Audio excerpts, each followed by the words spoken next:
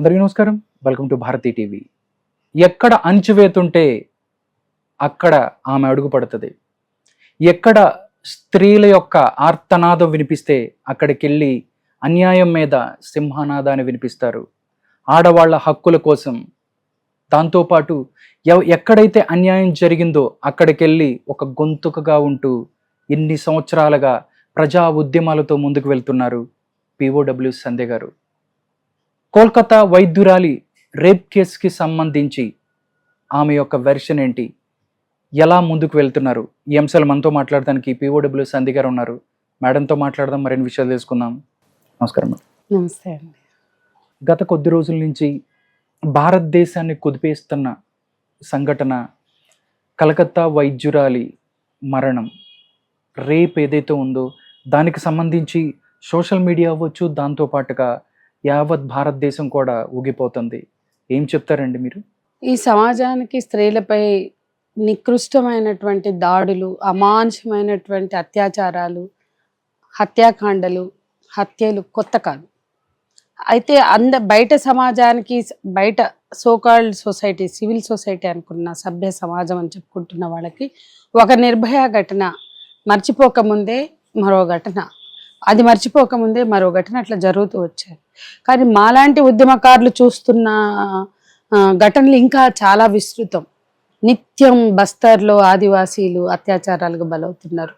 జార్ఖండ్, మధ్య భారతం అంతా అత్యాచారాల భారతంగా మారిపోయింది.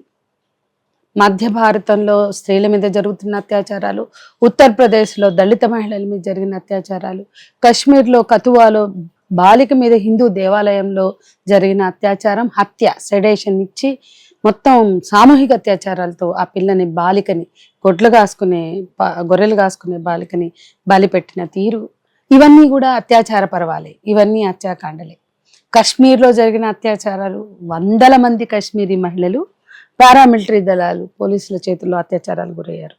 ఈశాన్య రాష్ట్రాల్లో అత్యాచారాలు తట్టుకోలేక ఆ మణిపూర్ తల్లులు పోలీస్ క్యాంపులు, ఆ అస్సాం రైఫల్స్ కానీ ఆ రెజిమెంట్స్ ఎదురుగా ఎన్ని రోజులు మమ్మల్ని అత్యాచారాలు చేస్తారో చేసుకోండి అని వివస్త్రలై న్యూడ్గా నగ్నంగా నిలబడిన సందర్భాలు ఈ దేశంలో గుర్తున్నాయి. కాబట్టి అత్యాచారం అంటే దీదీ పాలనలో మాత్రమే జరిగింది అత్యాచారం అని ఆ భ్రమలో మిన్లేం. మొదటి దాని ముందు తృణమూల్ కాంగ్రెస్ హయాంలో జరిగిన బెంగాల్లో ఉన్నాయి, కేరళలో ఉన్నాయి, లేకపోతే ముఖ్యంగా ఉత్తరాది రాష్ట్రాల్లో యూపీ, బీహార్, అన్ని రాష్ట్రాల్లో కూడా అత్యాచారాలు జరుగుతున్నాయి.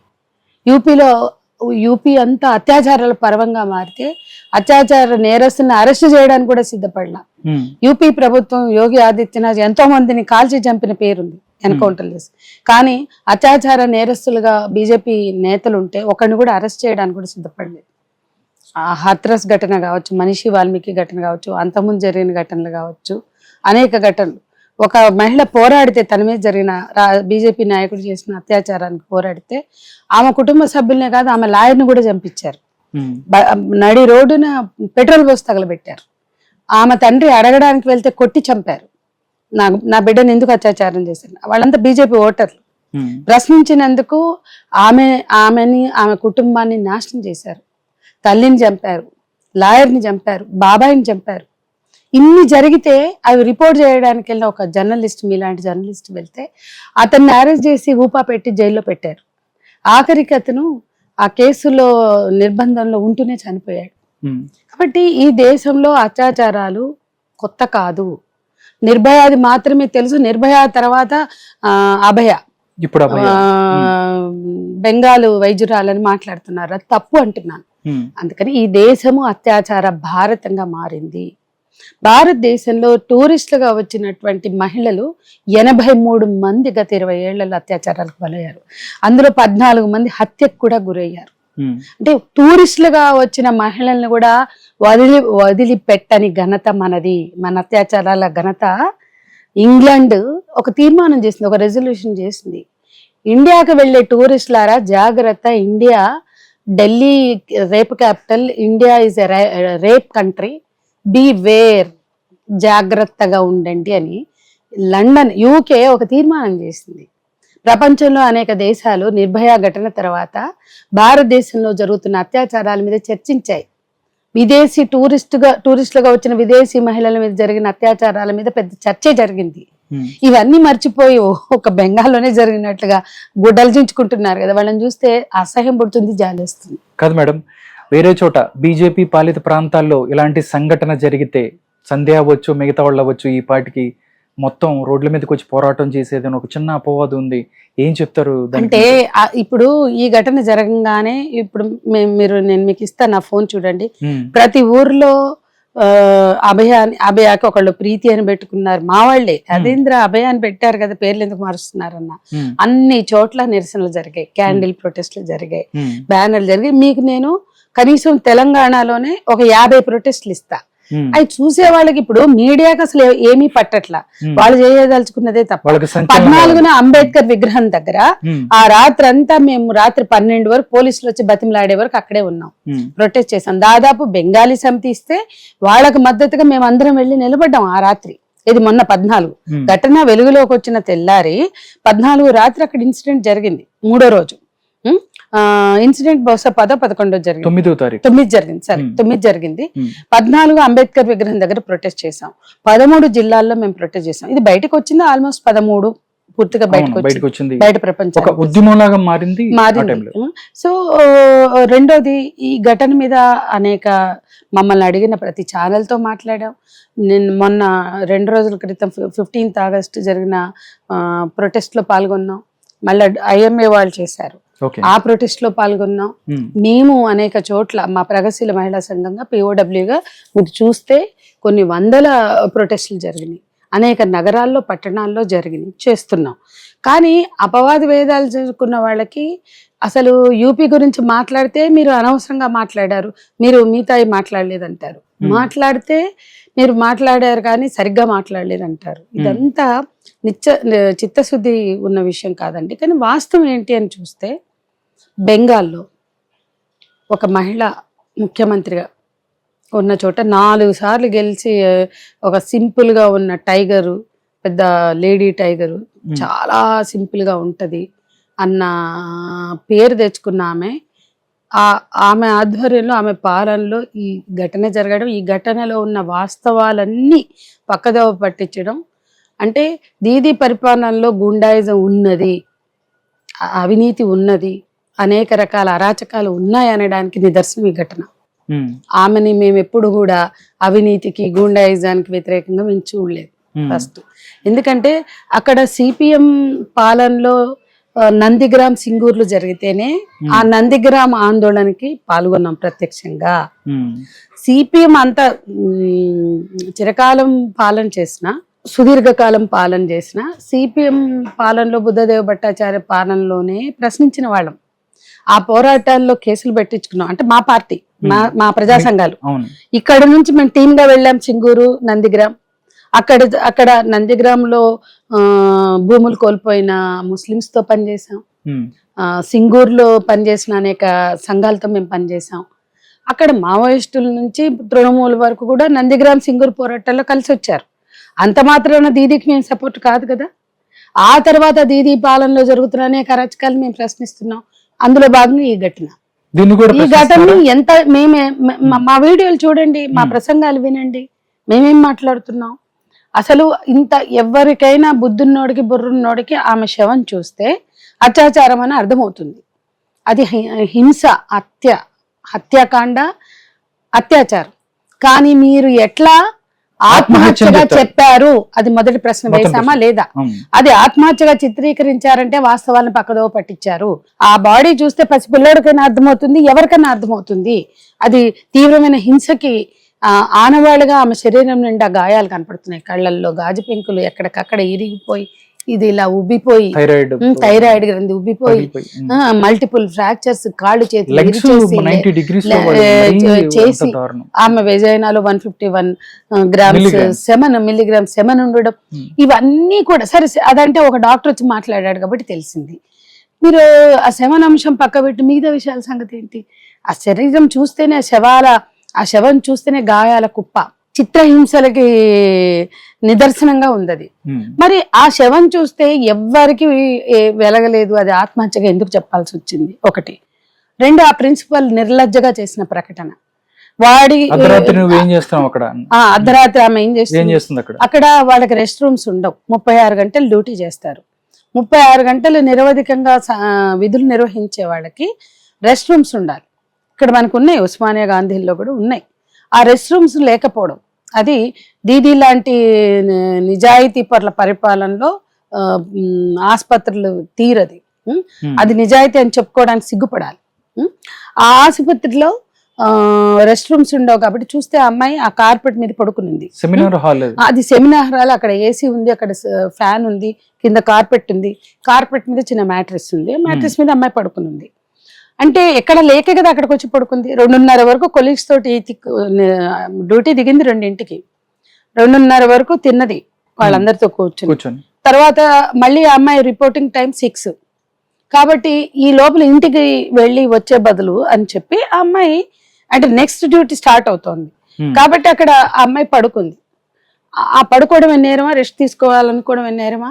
అక్కడ సీసీ కెమెరాలు లేవని కొంతమందికి తెలుసు, కొంతమంది అంటే అక్కడ ఉన్న వాళ్ళకి, లోపల వాళ్ళకి తప్ప బయట వాళ్ళకి తెలియదు. ఇక అది సామూహిక అత్యాచారంగా కనపడితే అంటే ఎన్ని వక్రీకరణలు చూడండి. ఫస్ట్ ఆత్మహత్య అన్నారు తల్లిదండ్రులకి, చెప్పవలసిన అవసరం ఎందుకు వచ్చింది? 2, ఆ తర్వాత క్రమంలో అన్ని కూడా వాస్తవాలు మరుగున పరచడానికి చేసిన ప్రయత్నాలే.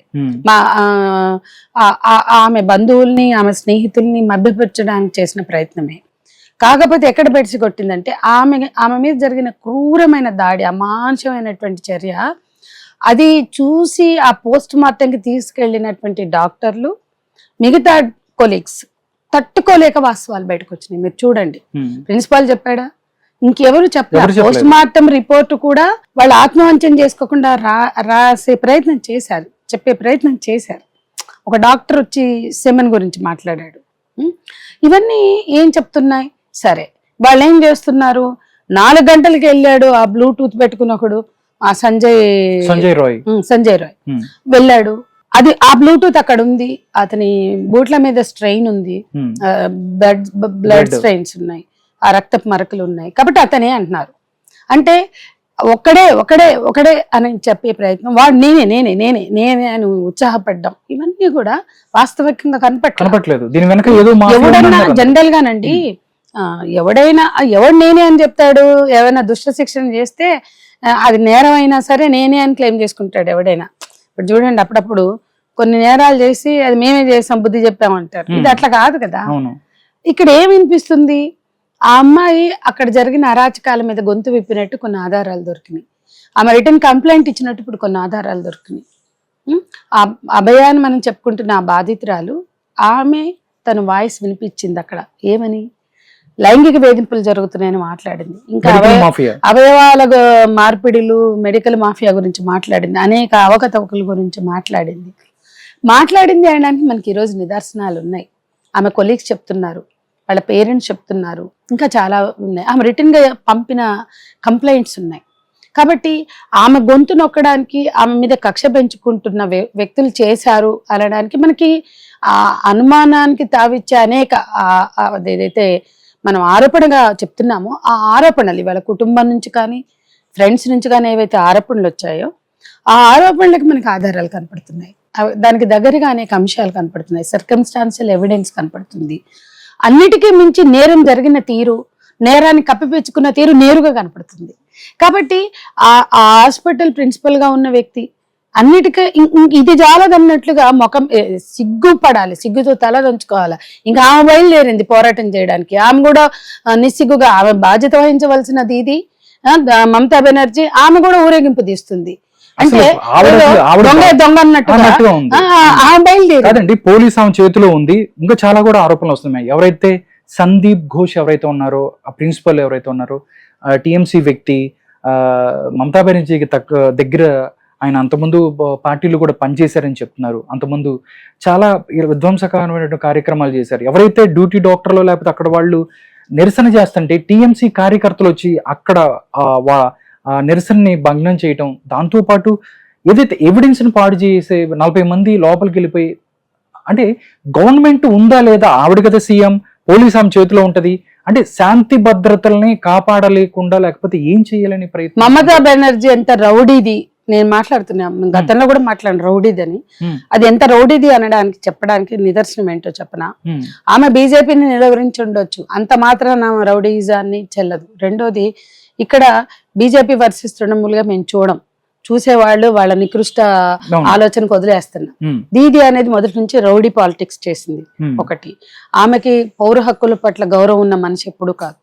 సింగూరు నందిగ్రాములు ప్రజలకు అన్యాయం జరిగితే అక్కడ డిస్ప్లేస్మెంట్, నిర్వాసితుల సమస్య వేస్తే చాలా మంది పాల్గొన్నారు, దాన్ని వాడుకోవాలనుకుంది. ఇక్కడ కనుక కాంగ్రెస్ పాలనలో ఉంటే బీజేపీ లేదా తెలుగుదేశం, జగన్ పార్టీ వీళ్ళు ఎట్లా వాడుకుంటారో అదే రాజకీయ డ్రామాలు ఆడారు తప్ప అక్కడ ఎవరికి నిజాయితీ లేదు. అది పక్కన పడేస్తే తృణమూల్ కాంగ్రెస్ వాళ్ళు మూకదాడులు చేయవలసిన అవసరం ఏంటి? గవర్నమెంట్ మీది, ప్రభుత్వ ఆసుపత్రులన్నీ మీ పాలనలో ఉంటాయి.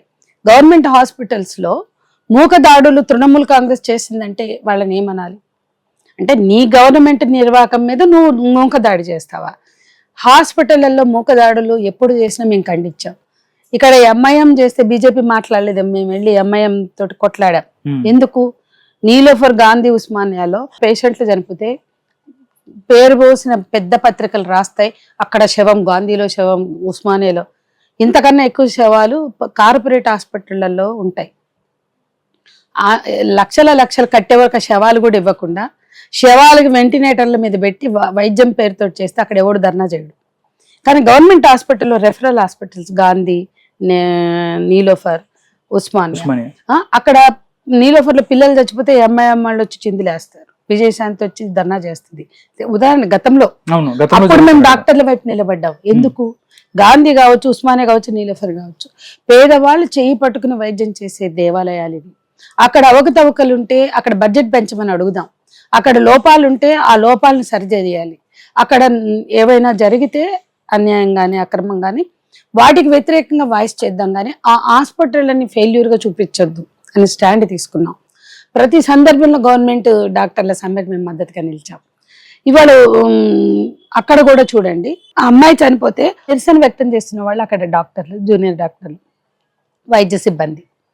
దాన్ని పక్కదోవ పట్టించడానికి మూక దాడులు చేసింది టీఎంసీ. అంటే వాళ్ళ మీదే దాడులు జరుగుతాయి, వాళ్ళే చచ్చిపోతారు, మళ్ళీ వాళ్ళ మీదే దాడులు జరుగుతాయి. మీరు చూడండి, వాళ్ళు సమ్మె చేస్తే అంటే ఈమె వచ్చి సమ్మెలో నిలబడుతుంది, కానీ వాళ్ళు సమ్మె చేస్తే కొడతారు. ఇదేం పాలన? దీన్ని ఏమంటారు? రౌడీజం కాకపోతే ఏమంటారు? ఇది రూలింగా? ఇది పాలన? ఒక మహిళ జీవితాంతం రాజకీయాల్లో పెట్టుబడి పెట్టి, అంటే తన కెరియర్ అంతా పెట్టి చేసిన పాలన ఇట్లనేనా ఉండేది? అవినీతి ఒకటే, అవినీతి లేకపోవడం ఒకటే కాదు, ఆమె అవినీతి పర్రాలు కానంత మాత్రం కాదు. మోడీ, మమత వీళ్ళు వ్యక్తిగతంగా అవినీతి ఉందా లేదా కాదు, మీ పాలనలో అవినీతి ఉందా లేదా? మోడీ, అమిత్ షాల పాలనలో అవినీతి అన్ని విధాలా ఉంటది, కానీ మేము మాత్రం నిజాయితీ అని మాట్లాడితే అంతకన్నా హిపోక్రసీ, ఆత్మవంచన ఇంకోటి లేదు. ఇది పోతే మొత్తం హాస్పిటల్ చుట్టూ జరిగిన రాజకీయాలు అప్పటికప్పుడు రూములు కట్టడానికి బయలుదేరుతుంది. రూములు కడతారు ఏమన్నారు కదా, అంటే ఒక మనిషి బలయ్యాక నీకు రెస్ట్ రూములు కట్టడానికి అప్పుడేనా టైం? నువ్వు రెజల్యూషన్ చేసుకో, రెస్ట్ రూములు లేని కారణంగా ఈ అమ్మాయి బలైంది కాబట్టి త్వరలోనే రెస్ట్ రూములు కట్టాలని. ఆ 24 గంటల్లోనే రెస్ట్ రూములు కట్టే పేరుతోటి ఆ సాక్ష్యాధారాలు మాయం చేశారుగా, విధ్వంసం చేశారుగా. కాబట్టి టీఎంసీ గూండాలకు అక్కడ పని ఏంటి? టీఎంసీ గూండాలు చేసిన అరాచకం ఏంటి, విధ్వంసం ఏంటి, అక్కడ మాయం చేసిన సాక్ష్యాధారాలు ఏంటి, ఇవన్నీ కూడా సిట్టింగ్ జడ్జితో విచారణ జరిపించాలి. వాళ్ళు సిబిఐకి ఇచ్చారు, సిబిఐ విచారణ జరగని, కానీ అది సరిపోదు. Sitting judge, Bengal high court sitting judge తోటి విచారణ జరిపించాలని మేము కోరుతున్నాం. తృణమూల్ కాంగ్రెస్ ప్రభుత్వాన్ని, ఆ దీదీ పాలనని, మమతా బెనర్జీ పోకళ్ళని ఏమాత్రం నమ్మే విధంగా లేవు. వాస్తవాలని మరుగున పెట్టి మభ్యపుర్చి అక్కడ తీవ్రమైన నేరం జరిగింది. గొంతు విప్పిన ఆ అమ్మాయిని ఆ గొంతు నొక్కారు, కక్షతో చేశారు, ఒకళ్ళు కాదు. వాడు పెద్ద వీరోచిత కార్యం చేసినట్టు నేనే చేసుకోండి, నన్ను ఉరి తీయండి అంటున్నారంటే ఈ చెత్త కాదు.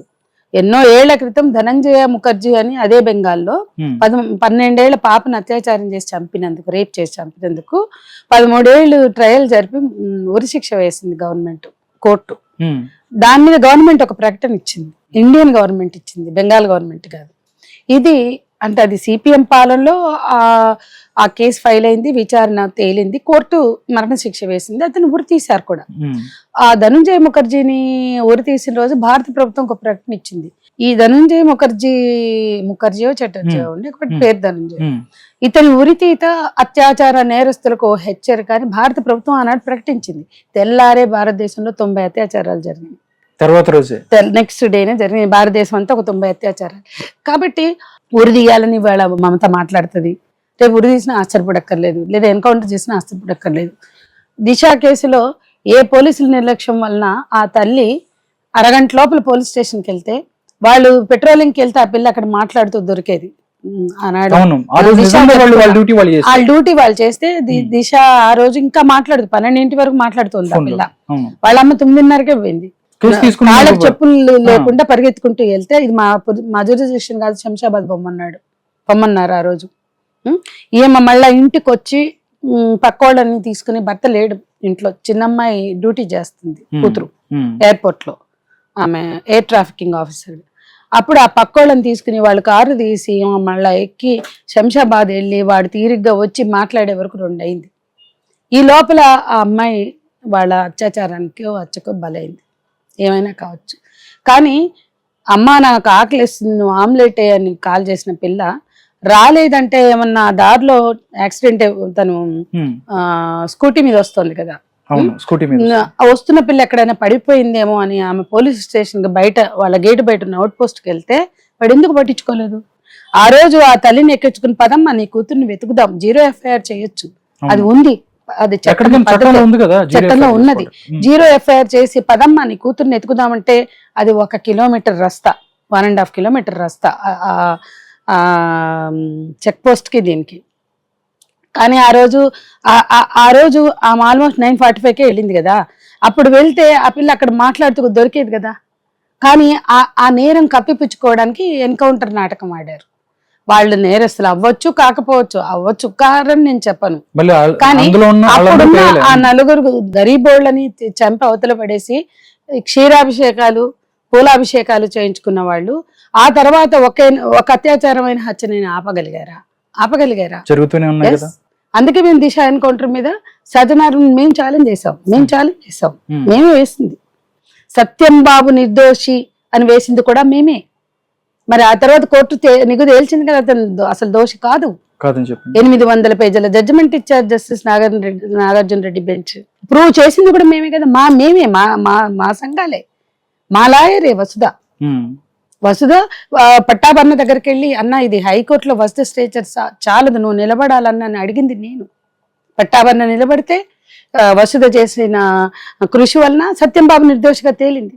ఇంకా కొంతమంది పిచ్చుక శ్రీనివాస్ కానీ, సిఎల్సి కానీ, ఏపీసీఎల్సి కానీ, వీళ్ళందరూ చేసిన కృషి. మరి వీళ్ళ సత్యంబాబు నిర్దోషి, నాకు అసలు దోషులు ఎందుకు తేల్చలేకపోయారు? ఆయేషా హంతకులను ఎందుకు పట్టలేకపోయారు? ఆ తల్లి రాజీ లేని పోరాటం చేస్తుందిగా, ఆ రోజు నుంచి ఈ రోజు కూడా సత్యంబాబు హంతకుడు కాదని చెప్పిందిగా, అదే తేలిందిగా. ఈ రోజు కూడా ఆయేషా హంతకులను పట్టుకోలేని చేతగాని ప్రభుత్వాలు ఎన్కౌంటర్ నాటకాలాడి అసలు నేరస్తులో ఎవరో కూడా తేల్చలేని స్థితిలో వాస్తవాల్ని కప్పిపుచ్చారు. ప్రెస్ మీట్ ఏం పెట్టింది సజ్జనార్ పోలీస్ శాఖ? ఇతను వీళ్ళు 11 చేశారు, ఇది 12వది అన్నారు. మరి ఆ 11 నువ్వు ఎందుకు? ఆ 11 మొదటిదే నువ్వు ఆట కట్టించగలిగితే ఆ తర్వాత 10 మంది పిల్లలు బతికేవాళ్ళు కదా, అది ఎందుకు జవాబు చెప్పరు? ఆ రోజు నైట్ మీ పోలీసులు కదిలి వెళ్తే తర్వాత సస్పెండ్ చేసి చేతులు దులుపుకున్నారే, నువ్వు ఎన్కౌంటర్ చేసి హీరో అయ్యావు గాని, క్షీరాభిషేకాలు పూలాభిషేకాలు చేయించుకున్నావు కానీ, మా పోలీసు శాఖ ఆ రోజే ఆ తల్లి వెంట పెట్రోలింగ్ తీసుకుని వెళ్తే అరగంటలో ఆ పిల్ల సజీవంగా దొరికేది, సేఫ్ గా వచ్చేది. వాళ్ళ సీసీ కెమెరాల్లో కనపడుతుంది, చెల్లితో మాట్లాడుతూ ఆ సంభాషణ అంతా బయటకు వచ్చింది, అక్క చెల్లెళ్ళ సంభాషణ. ఇంకా ఘోరం ఏంటి మేడం, లోపల ఏ బాయ్ ఫ్రెండ్ తో బయటికి వెళ్ళినట్టు వస్తలే అని చెప్పి అని మాట్లాడడం, ఎవరితో లేచిపోయిందో ఎత్తుకోండి అని చెప్పడం, వీటన్నిటికీ జవాబు చెప్పడం చేతగానోళ్ళు, సిగ్గుపడడం చేతగానోళ్ళు చేస్తారు ఈ ఎన్కౌంటర్ నాటకాలు. ఇప్పుడు రేపు మమతా బెనర్జీ కూడా ఎవరినో, వాడు అవ్వచ్చు కాకపోవచ్చు, నేను వాడు చేయలేదని నేను అంటలా, వాడు ఒక్కడే చేశాడనేది నేను నమ్మట్లా, వాడు చేసి ఉండొచ్చు. వాడి ట్రాక్ రికార్డు బాలే. ఎందుకు నీ పోలీసులు వాళ్ళని పెట్టుకున్నారు? వాళ్ళని వాలంటీర్ ఎట్లా సివిల్ వాలంటీర్ అవుతాడు? ముగ్గురు భార్యను వదిలేశాడు, ఒక భార్యని చంపాడు, దాంతో పాటు నిజంగా మేడం అంటే కోర్టు తీవ్రంగా పరిగణిస్తుంది, దాంతో పాటు సుప్రీంకోర్టు దీన్ని సుమోటోగా స్వీకరించింది.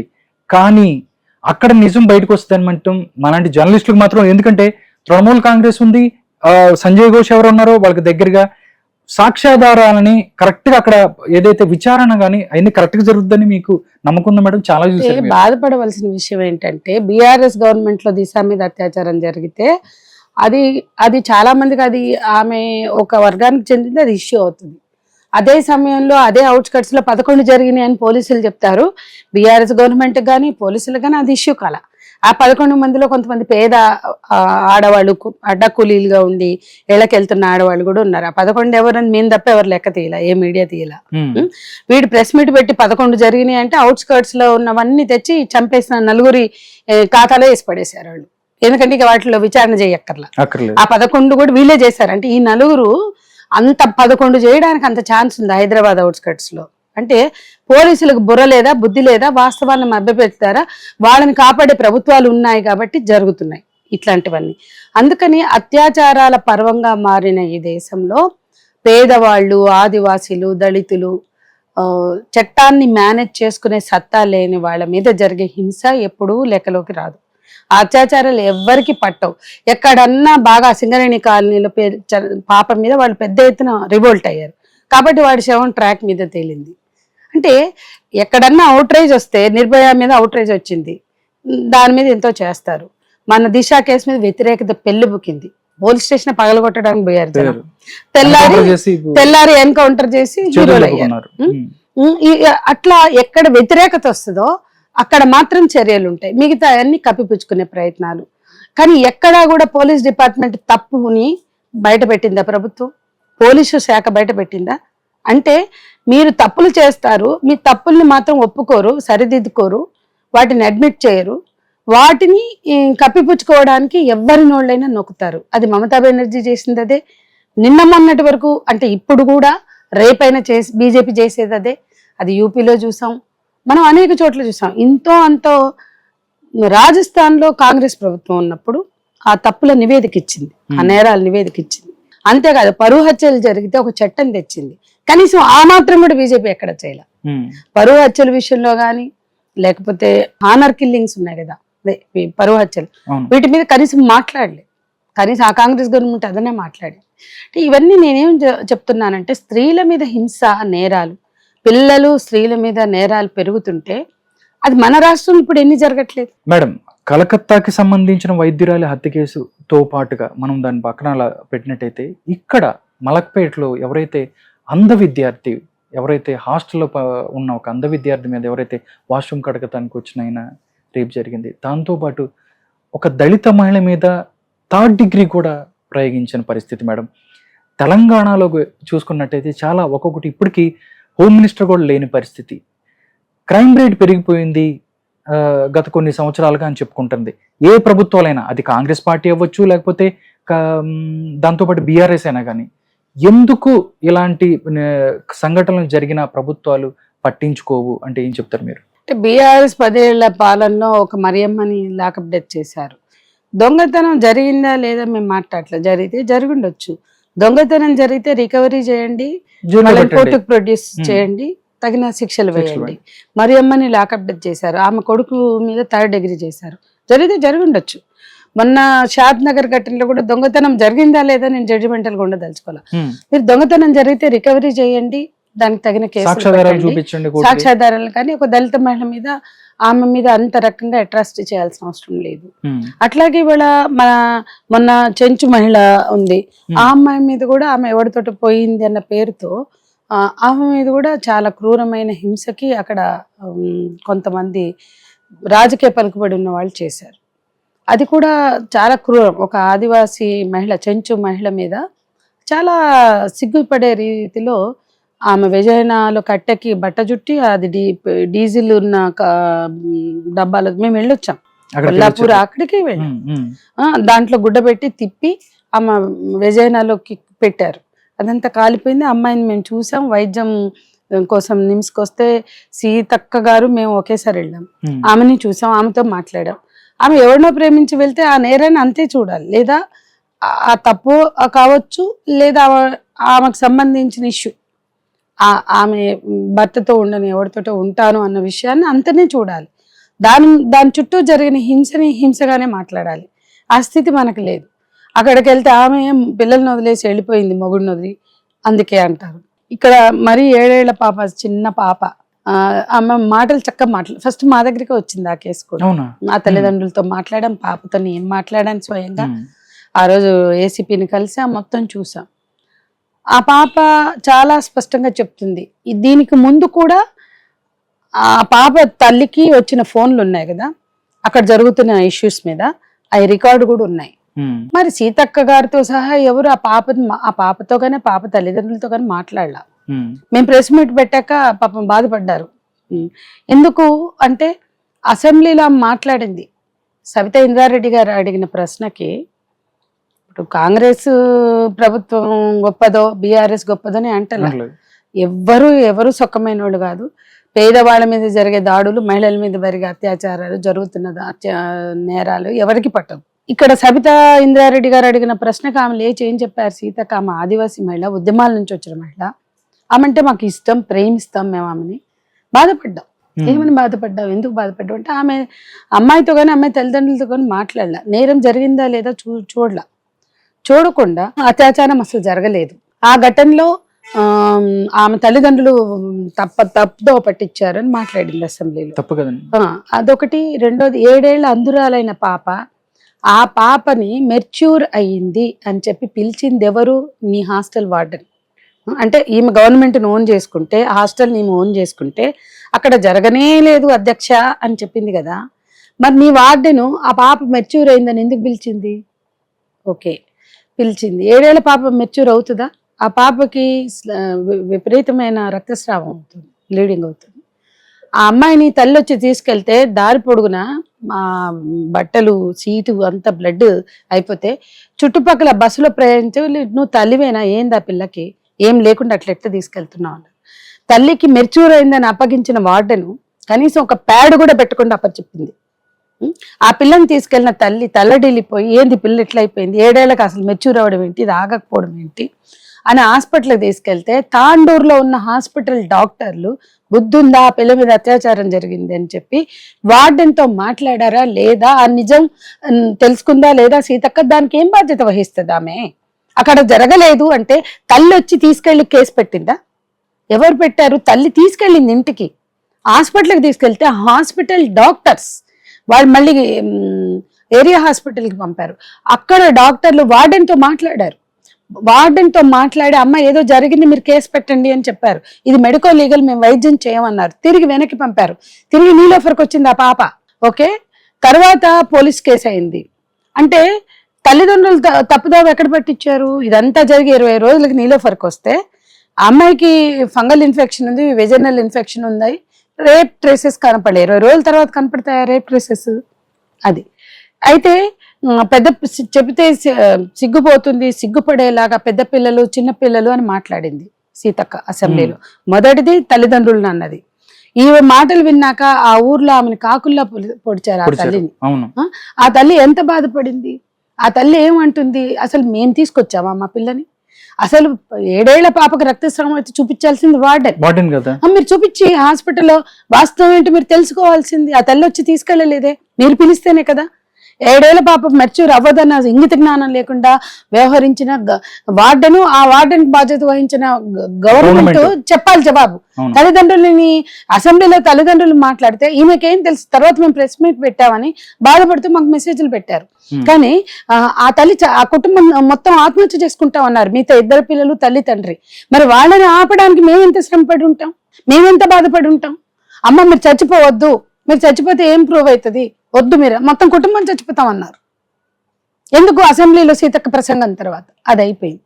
తర్వాత ప్రెస్ మీట్ పెడదాం వాళ్ళతో సహా వాస్తవాలు చెప్పిద్దామని ఇక్కడ పెట్టాం. అదే రోజు ఆవిడ మరిది అంటే పిల్ల బాబాయ్ చనిపోయాడు కాబట్టి వాళ్ళు రాలేదు, మేము పెట్టాం. ఆ తర్వాత మా ప్రెస్ మీట్ తర్వాత బాగా ఎంక్వైరీ చేయిస్తున్నారు, రివ్యూలు చేయిస్తున్నారు, సంతోషం మాకు. కానీ మేము 2 విషయాలు ఇక్కడ తప్పు పడుతున్నాం. ఏంటంటే, ఒకటి కుటుంబాన్ని బాధ్యులను చేయడం, వాళ్ళకి లేదు బాధ్యత, వాళ్ళు ఏం తప్పుదో పట్టించిన. ఆ డాక్టర్లు చెప్పింది నీలోఫర్కి తీసుకెళ్ళమన్నారు, తీసుకెళ్లారు. నీలోఫర్లో రేప్ సర్టిఫికేట్ లేదు అని మినిస్టర్ గారు అంటారు. ఓకే, లేకపోయి ఉండొచ్చు. మేము ఆ అమ్మాయి మీద హింస జరిగింది అంటున్నాం. ఇంకో విషయం ఏంటంటే పెద్ద పిల్లలు చిన్న పిల్లలు ఏదేదో మాట్లాడుతున్నారు. నేనేమంటానంటే అన్ని చైతన్య నారాయణాల నుంచి మెడికల్, ఇంజనీరింగ్, ప్రైవేటు, గవర్నమెంట్ అన్ని హాస్టళ్లలో హార్మోన్స్ ప్రభావం ఉన్న యూత్, టీన్స్ లో ఉన్న పిల్లల్లో ఈ సమస్యలు ఉంటాయి. వాటిని అడ్రస్ చేయవలసింది హాస్టల్ మేనేజ్మెంట్ లేదా కాలేజ్ ఇన్స్టిట్యూషన్స్. పిల్లల్లో హార్మోన్స్ ప్రభావాలు, పోర్న్ కల్చరు, ఫోన్లతో ఉన్న ఎక్స్పోజరు, ఫోకస్, వీటన్నిటి వలన పిల్లలు ఇట్లాంటి తప్పులు ఎక్కడైనా చేసి ఉండొచ్చు. కానీ వీళ్ళు పేద పిల్లలు, దళితులు, ఆదివాసీలు, లేకపోతే పేదవాళ్ళు కాబట్టి అక్కడ భువనగిరిలో వైష్ణవి భవ్య చనిపోతే కూడా పెద్ద పిల్లలు చిన్న పిల్లల మీద లైంగికంగా చేశారు చెడ్డ పనులు, చెత్త పనులు, కాబట్టి అవి బయటపడ్డది కాబట్టి వాళ్ళిద్దరూ ఊరేసుకున్నారన్నారు. అక్కడికి కూడా మేము వెళ్ళాం. అసలు మేము అడిగాం, ఎస్పీ దగ్గరికి వెళ్ళాం, కలెక్టర్ దగ్గరికి వెళ్ళాం. ఒక మహిళా కానిస్టేబుల్ ఎక్కించి అది ఊరేసుకోవడం సాధ్యం, ఒక చున్నీని 2 చేసి చెరొక్క వైపు వేసుకున్నారు. ఇది బంకర్ బెడ్స్, ఆ బంకర్ బెడ్స్ మంచి ఆ హుక్కు ఒకళ్ళు, ఈ హుక్కు ఒకళ్ళు, హాఫ్ చున్నీ, హాఫ్ చేసి అది సాధ్యం, ఒక లేడీ కానిస్టేబుల్ తెప్పించి చూడండి అన్నాం. ఇప్పటి వరకు జవాబు చెప్పారు. రిపోర్ట్ రాస్తారు, వాళ్ళే ఆత్మహత్య చేసుకున్నారు. ఎందుకంటే ఈ లైంగిక పనులు చేశారు కాబట్టి. ఇక్కడ అదే అంటే పేద హాస్టళ్లలో ఇటువంటి హత్యలో జరిగితే, ఆత్మహత్యలే కావచ్చు, అత్యాచారాలు కావచ్చు, మీరు పరిశోధించండి, వాటిని అడ్రస్ చేయండి. ఆ పిల్లలు కౌన్సిలింగ్ చేయాలి కదా. ఎందుకు చేయరు కౌన్సిలింగ్? వాళ్ళ కౌన్సిలింగ్ చేసి ఇది కాదు చేయవలసింది, మీరు ఇట్లా ఉండకూడదు, ఈ పోన్ కల్చర్కి అట్రాక్ట్ కావద్దు, ఇవన్నీ నియంత్రణలో ఉండవలసిన విషయాలని చెప్పాల్సిన చోట వాళ్ళని బాధ్యులను చేసి వాళ్ళకి ఇవ్వాల్సిన ఎక్స్గ్రేషాలు ఎగ్గొట్టడం, నష్టపరిహారాలు ఎగ్గొట్టడం, వాళ్ళనే నేరస్తులను చేసి చూపించడం, ఇది కరెక్ట్ కాదని మేము చెప్తున్నాం. ఇప్పుడు ఈ బ్లైండ్ హాస్టల్లో 25 మంది పిల్లలు ప్రిలిమ్స్ పాస్ అయిన వాళ్ళు ఉన్నారు. వాళ్ళ మీద నువ్వేం ముద్రేసావు? రేపొద్దున వాళ్ళకి ఇంకా వేరే టాలెంట్ లేదు. వాళ్ళ భాషే హ్యాండిక్యాప్డ్గా ఉన్న చోట వాళ్ళని డిఫరెంట్లీ ఏబుల్డ్ అన్నారు. ప్రత్యేక సామర్థ్యాలు కలిగిన వాళ్ళుగా, మరో రకమైన సామర్థ్యాలు కలిగిన వాళ్ళుగా చూడవలసిన చోట ఒకతేమో ఐఏఎస్ ఆఫీసర్ అయి ఉండి ఏదో మాట్లాడుతుంది వాళ్ళని, వీళ్ళు పనికిరారు, వీళ్ళేమో చెప్పుకోవడానికి సిగ్గుపోతుంది, వీళ్ళే చేసుకుంటున్నారు. ఏం మాట్లాడతారండి? నారాయణ చైతన్యంలో కూడా చేసుకుంటారేమో. పెద్ద పెద్ద ఋషి వాలీలో మా ఫ్రెండ్ బాబుని పంపిస్తే వాడు సెక్షువల్ గురై మైండ్ దెబ్బతిని వచ్చాడు. మా సర్కిల్స్ లో పిల్లలు ఋషి వ్యాలీ కానీ హైలీ పెయిడ్ కార్పొరేట్ హాస్టళ్లలో కూడా వీటిని ఎదుర్కొన్న పిల్లలు ఉన్నారు. కాబట్టి ఇది చాలా మంది తల్లిదండ్రుల ఇష్యూ, దాన్ని అడ్రస్ చేయాలి. కానీ ఈ హాస్టళ్లలో పిల్లల్ని వాళ్ళని నేరేస్తున్న అదే నారాయణాలు ఇట్లాంటి దానికి గురైతే ఆ తల్లిదండ్రులు ప్రశ్నించకుండా మాంతారా? చెప్పండి. నిలదీస్తారు కదా. ఇప్పుడు చాలా చోట్ల జరుగుతున్నాయి. ఎందుకంటే ఈవెన్ మనం జువెనైల్ హోమ్స్ లో జరుగుతున్నాయి, ఎన్నో చోట్ల జరుగుతున్నాయి, జైళ్లలో జరుగుతున్నాయండి. సరే వాళ్ళు పెద్దవాళ్ళు, వాళ్ళని వదిలే, కానీ పిల్లల మధ్య జరుగుతున్నప్పుడు దాన్ని అడ్రస్ చేయవలసిన చోట చేయవలసిన వాళ్ళు దాన్ని అడ్రస్ చేయాలి, కౌన్సిలింగ్ చేయాలి, వాళ్ళని ఎడ్యుకేట్ చేయాలి. కానీ అసెంబ్లీలో వాళ్ళ మీద నెట్టేస్తే అది పరిజ్ఞానమే అంటారు. మళ్ళీ మేము నాలెడ్జ్ లేని వాళ్ళం అని బాధపడతారు. నేనేమంటున్నాను అంటే ఖచ్చితంగా ప్రభుత్వానికి ఒక విజన్ ఉండాలి. పేద పిల్లల హాస్టల్స్, ఎస్సీ, ఎస్టీ, బీసీ లేదా డిఫరెంట్లీ ఏబుల్డ్ హాస్టల్స్ని మేము ఇప్పుడు నివేదిక తయారు చేసి ఇచ్చాం వాకటి కరుణ గారికి, ప్రిన్సిపల్ సెక్రటరీకి ఇచ్చాం, ఆ డిపార్ట్మెంట్కి. మేము సిస్టమ్స్ పని చేయాలని కోరుకుంటున్నాం. మాకు రాజకీయాలు లేవు. సీతక్కని ఇష్టపడే మేము జరిగిన తప్పుని ఎందుకు ఎత్తి చూపించాం? బాధపడుతోంది తను, మేము ఎత్తి చూపించామా? వ్యక్తిగతంగా ఆమె మీద మాకు లేదు. కానీ ఒక బ్లైండ్ అమ్మాయి 7 ఏళ్ల పాప చుట్టూ ఈ రాజకీయాలు చేయొద్దు. ఆమె చేసిందని కానీ ఆమెకి ఇచ్చిన అధికారులు ఇచ్చినటువంటి నివేదిక తప్పుదోవ పట్టిస్తే అసెంబ్లీని తప్పుదోవ పట్టించింది అనగానే తను బాధపడింది. కానీ అసెంబ్లీని తప్పుదోవ పట్టించారని ఈ 2 అంశాల మీద మేము మాట్లాడుతున్నాం. ఒకటి, 7 ఏళ్ల పాప, ఆ తల్లిదండ్రులు డైరెక్ట్గా పోలీస్ స్టేషన్కి వెళ్ళలేదు. ఆమెని వైద్యం కూడా చేయించకుండా తల్లిదండ్రులకు అప్పచెప్పిన డిపార్ట్మెంట్ బాధ్యతని గుర్తించాలి. 2, అక్కడ సమగ్రమైన నివేదిక తీసుకుని మాట్లాడాలి. విచారణ చేస్తాం నిష్పక్షపాతంగా, నేరస్తులు ఎవరినైనా శిక్షిస్తాం అంటే చాలు. కానీ ఆ పిల్లల్ని బాధ్యులు చేసే వైఖరి కరెక్ట్ కాదు. పెద్ద పిల్లలు, చిన్న పిల్లలు అనే ఈ డ్రామాలు వద్దు. ఎందుకంటే పెద్ద పిల్లలు, చిన్న పిల్లల మీద చేసిన అడ్రస్ చేయాల్సింది, సంస్కరించవలసింది డిపార్ట్మెంటే. అక్కడ ఇప్పుడు ఆ పిల్లలు ఏడుస్తున్నారు, మమ్మల్ని ఇలా అన్నారు అసెంబ్లీలో. మేము వెళ్ళాం, అన్ని హాస్టల్స్కి వెళ్ళాం. ప్రిలిమ్స్ పాస్ అయిన వాళ్ళు ఉన్నారు, పాటలు పాడే వాళ్ళు ఉన్నారు. వాళ్ళకున్న ప్రత్యేకమైన సామర్థ్యాలని ఎంకరేజ్ చేసి వాళ్ళ ఆత్మన్యూనతకు గురి కాకుండా చూడవలసిన చోట అసెంబ్లీలో సిగ్గుపోతుంది చెప్పుకుంటే. పెద్ద పిల్లలు చిన్న పిల్లలు అంటే అదే చేస్తారు, ఇంక వేరే పని చేయట్లేదా వాళ్ళు? అక్కడ వాళ్ళకి ఉన్న క్వాలిటీస్ ఏం లేవా? వాళ్ళ పట్ల మనం ఎంపథెటిక్ గా ఉండొద్దా? ఇంకా సీతక్కే ఉండకపోతే మేము ఎవరి నుంచి ఎక్స్పెక్ట్ చేయాలి చెప్పు? ఎందుకంటే ఆవిడ ఆదివాసీ ఎప్పటి నుంచో ఉద్యమాల నుంచి వచ్చింది.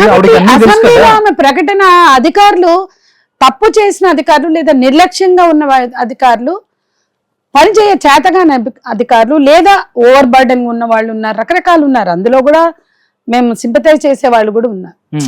నేనేమంటున్నా అంటే ఒక డిపార్ట్మెంట్ లో కొన్ని లోపాలు ఉంటే సరిదిద్దవలసిన వాళ్ళు బండలేస్తే బాధితుల మీదే బండలేసే వైఖరి కరెక్ట్ కాదు అని చెప్తున్నాం. మేము ప్రెస్ మీట్ కూడా మా టైటిల్ బాధితుల మీదే బండలా అని. భవ్య వైష్ణవి విషయంలో కూడా చూసాం, అదే బాధితుల మీదే బండలు. ఇవాళ ఈ అమ్మాయికి నష్టపరిహారం లేదు. మేము ప్రెస్ మీట్ పెట్టే వరకు ఆ 7 ఏళ్ల పాపని బాజురాలు చేసి క్లోజ్ చేసేసారు అన్ని. మేం ప్రెస్ మీట్ పెట్టాక మళ్ళీ అప్పుడు పోయింది శాఖ కదిలి, మొదటిసారి డిపార్ట్మెంట్ అధికారులు ఆమె దగ్గరికి వెళ్ళారు. అప్పటి వరకు వెళ్ళలా, నెల రోజులు చూసాం. ఇవన్నీ మాట్లాడకుండా నివేదికను పట్టుకుని వాళ్ళు ఇచ్చింది మేము మాట్లాడామంటే అది కాదు చేయాల్సింది. ఆలోచించండి, పేద పిల్లలు బ్లైండ్ హాస్టల్లో కూడా డబ్బున్న వాళ్ళు ఎవరు ఉండరు. ఒకవేళ వాళ్ళు బ్లైండ్ ఉన్నా బ్రైరీ లిపి నేర్పించుకుంటూ, ఇవాళ ఆ పిల్ల ఇన్నైనాక మా ప్రెస్ మీట్ అయినాక అధికారులు వెళ్ళారు. నువ్వు పెన్సిల్ పెట్టుకుని తిప్పుకున్నావు కదమ్మా అని అడిగారు అధికారులు. మాకు పెన్సిల్ ఎందుకు ఉంటుందండి, మాది బ్రెయిలీ లిపి కదా అని అంది ఆ 7 ఏళ్ల పాప.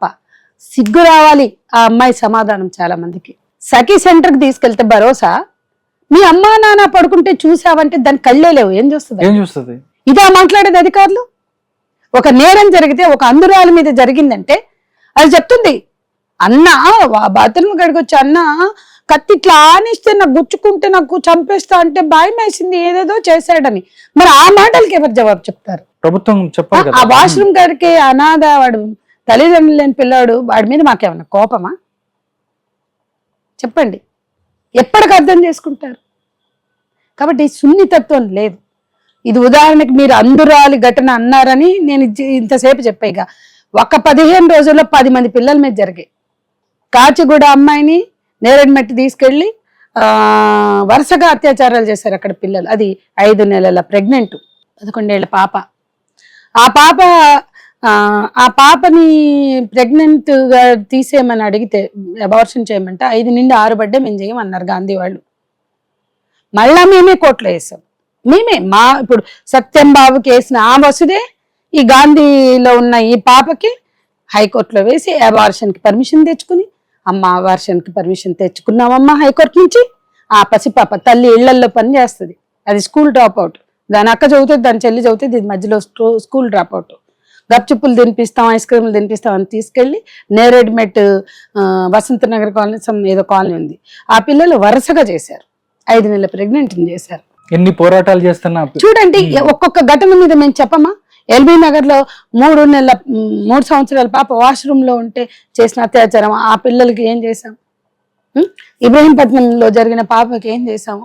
బంజారాహిల్స్ జరిగిన పాప మీద అత్యాచారంలో మున్సిపల్ ఉద్యోగం చేశాడు. ఇవన్నీ కూడా చేస్తున్నామండి. మేమేం చెప్పుకోవట్లేదు, ఫేస్బుక్ లో పెట్టుకోవట్లేదు, మా బాధ్యత అనుకుంటున్నాం, చేస్తున్నాం. కానీ సెన్సిబుల్ గా ఉండాల్సిన ప్రభుత్వం ఉండట్లేదు అనేది మా బాధ. ఇప్పుడు కూడా ఇవన్నీ కూడా మేము సీతక్క నాన్నలా చెంచు మహిళ దగ్గరికి వెళ్ళాం, అక్కడ జరిగింది మాట్లాడాం. ఎక్కడ మేము సీతక్క నాన్నలా ఈమె అసెంబ్లీలో నిలబడి అక్కడ చెప్పుకుంటేనే సిగ్గుపోతుంది. పెద్ద పిల్లలు చిన్న పిల్లలు అనడం, అమ్మాయి తల్లిదండ్రులు తప్పుదోవ పట్టించారు అనడం, ఈ రెండింటి మీదే మేము నొరిప్పి మాట్లాడారు. మా ఆదివాసీ మహిళా మంత్రిగా ఉంటే మాకేం బాధ లేదు, ఉన్నందుకు సంతోషిస్తాం. అంటే ఎక్కడికక్కడ ముక్కలు చేస్తున్నారండి వాస్తవాన్ని కప్పిపుచ్చుకోవటానికి. అట్లా వద్దు. మేము 40 ఏళ్లలో మేము ఇష్యూ పట్ల తప్ప ఇంకొక ధోరణి లేదు, ఇంకొక ప్రయోజనం లేదు. వాస్తవాల మీదే మేము కూడా ఆధారపడి పనిచేస్తున్నాం. అది ఎందుకు అర్థం చేసుకోరు? ఓకే, ఇన్ని పోరాటాలు చేస్తున్నా కానీ POW సందేహం మాత్రం ఫేస్బుక్ లో వచ్చు డైరెక్ట్ గా నేను మెసేజ్ చూశాను. అలాంటి అసభ్యకర మెసేజ్లు కూడా పెడుతున్నారు. ఏం చేశారు మీరు, ఏం నిద్రపోయారా, ఇక్కడ ఈ ఘటన జరిగితే ఆ ఘటన జరిగితే, దీంట్లో మళ్ళీ హిందుత్వాన్ని తీసుకొచ్చిన పరిస్థితి. నిజంగా నాకు తెలియక అడుగుతాను, పిఓడబ్ల్యూ సంధికి బీజేపీతో ఏమైనా ఇష్యూ ఉందా, లేకపోతే హిందుత్వ సంఘాలతో ఏమైనా ఇష్యూ ఉందా? మీరు కూడా ఎందుకు వాళ్ళు అదే విధంగా సంధిని టార్గెట్ చేస్తారు అంటే ఏం చెప్తారు మీరు? ఇప్పుడు నేను అత్యాచారం అంటే ఆదివాసీలో బస్తరు మొన్న 2 రోజులు ఆదివాసీల సదస్సు జరిగింది. జరిగినప్పుడు బస్తరు మహిళలు మాట్లాడారు, సోనీశ్వరి వచ్చి మాట్లాడారు. మేము మాట్లాడాం. వాళ్ళు ఏమన్నారు, మాకు జీవితం అంటే 4 తెలుసు మా ఆదివాసీ మహిళలకి. ఒకటి జైలు, 2 అత్యాచారం, లేకపోతే చావు, లేకపోతే సరెండర్. ఈ 4 వాళ్ళకి తెలిసింది. అయితే చావు లేకపోతే సరెండరు, ఇవే మా బతుకు, మాకు ఇంకేం లేదు అక్కడ అని చెప్పారు. అసలు ఇక అదంతా విని విని విని నాకు బాధేసి, మీరు బంధువులతో పాటు పురుషాంగాలు పట్టుకుని మీద పడుతున్నారా? బస్తర్, ఛత్తీస్గఢ్, జార్ఖండ్, మధ్య భారతం అంతా ఆదివాసీ మహిళలు అత్యాచార పర్వంగా మారాయని మాట్లాడాను. ఈ ఘటన వచ్చినప్పుడు కూడా నేను మాట్లాడుతూనే ఉన్నాను, ఇవన్నీ మాట్లాడొద్దు. నేను అన్న బార్డర్ సెక్యూరిటీ ఫోర్స్ కి బస్తర్ అడవుల్లో ఏం పని, అక్కడ బస్తర్ టైగర్స్ అని పేరు పెట్టుకున్న పోలీసులతో కలిసి మీరు చేస్తున్న అత్యాచారాలు ఏంటి? నేను మిమ్మల్ని ఛాలెంజ్ చేస్తున్నా, ఈ దేశంలో ఉన్న ప్రతి మీడియాని ఛాలెంజ్ చేస్తున్నా. బస్తర్, ఛత్తీస్గఢ్, జార్ఖండ్, మధ్య భారతం, ఒరిస్సా, మల్కన్గిరి ఎక్కడికన్నా వెళ్ళండి. ఆదివాసీల మీద జరుగుతున్న అత్యాచారాలు జరుగుతున్నాయా లేదా వాళ్ళతో మాట్లాడండి, తెలుసుకోండి. అక్కడున్న మామూలు ప్రజలను అడగండి, చెప్తారా లేదా? అంత హింస, అంత దాడులు. అడవుల్లోకి వెళ్తే ఎన్కౌంటర్ల పేరుతో చంపుతున్నారు వీళ్ళకి భయపడి. ఊర్లో పోలీసులు వస్తే అడవిలో కురుకుతారు, అక్కడ పట్టుకుని వీళ్ళు అన్నలు అని చెప్పి ఎన్కౌంటర్లు చేసి వాళ్ళకి డ్రెస్సులు వేస్తారు. పొలాల్లో ఉన్న వాళ్ళని తీసుకెళ్లి అత్యాచారాలు చేస్తారు. ఎంతమంది మీద అత్యాచారాలు చేశారు నీకు తేల్చండి. రోజు జరుగుతున్న అత్యాచారాలు ఎవరు చేస్తున్నారు? పారామిలిటరీ దళాలు చేస్తున్నాయి. ఈశాన్య రాష్ట్రాల్లో అలజడి ఉంటే అత్యాచారాలు అంటే అత్యాచారం ఆయుధంగా మార్చుకుంటుంది ఇక్కడ ఎవరు? భద్రతా సిబ్బంది, పోలీసులు, పారామిలిటరీ దళాలు, సైన్యం. అది కాశ్మీర్లో చూసాం, ఈశాన్య రాష్ట్రాల్లో చూసాం, ఇప్పుడు మొత్తం మధ్య భారతంలో చూస్తున్నాం. వీటికి జవాబు చెప్పండి అంటే బీజేపీ పాలకులకి, బీజేపీ పాలకులకు మద్దతుదారులకి, మత ఉన్మాదులకి, మత పిచ్చి వాళ్ళకి అది అభ్యంతరకరంగా కనిపిస్తుంది. అదొకటేనా? వాళ్ళకి మతం ఒకటే కనిపిస్తుంది, మాకు మతం లేదు. ఎవరి మీద అత్యాచారం?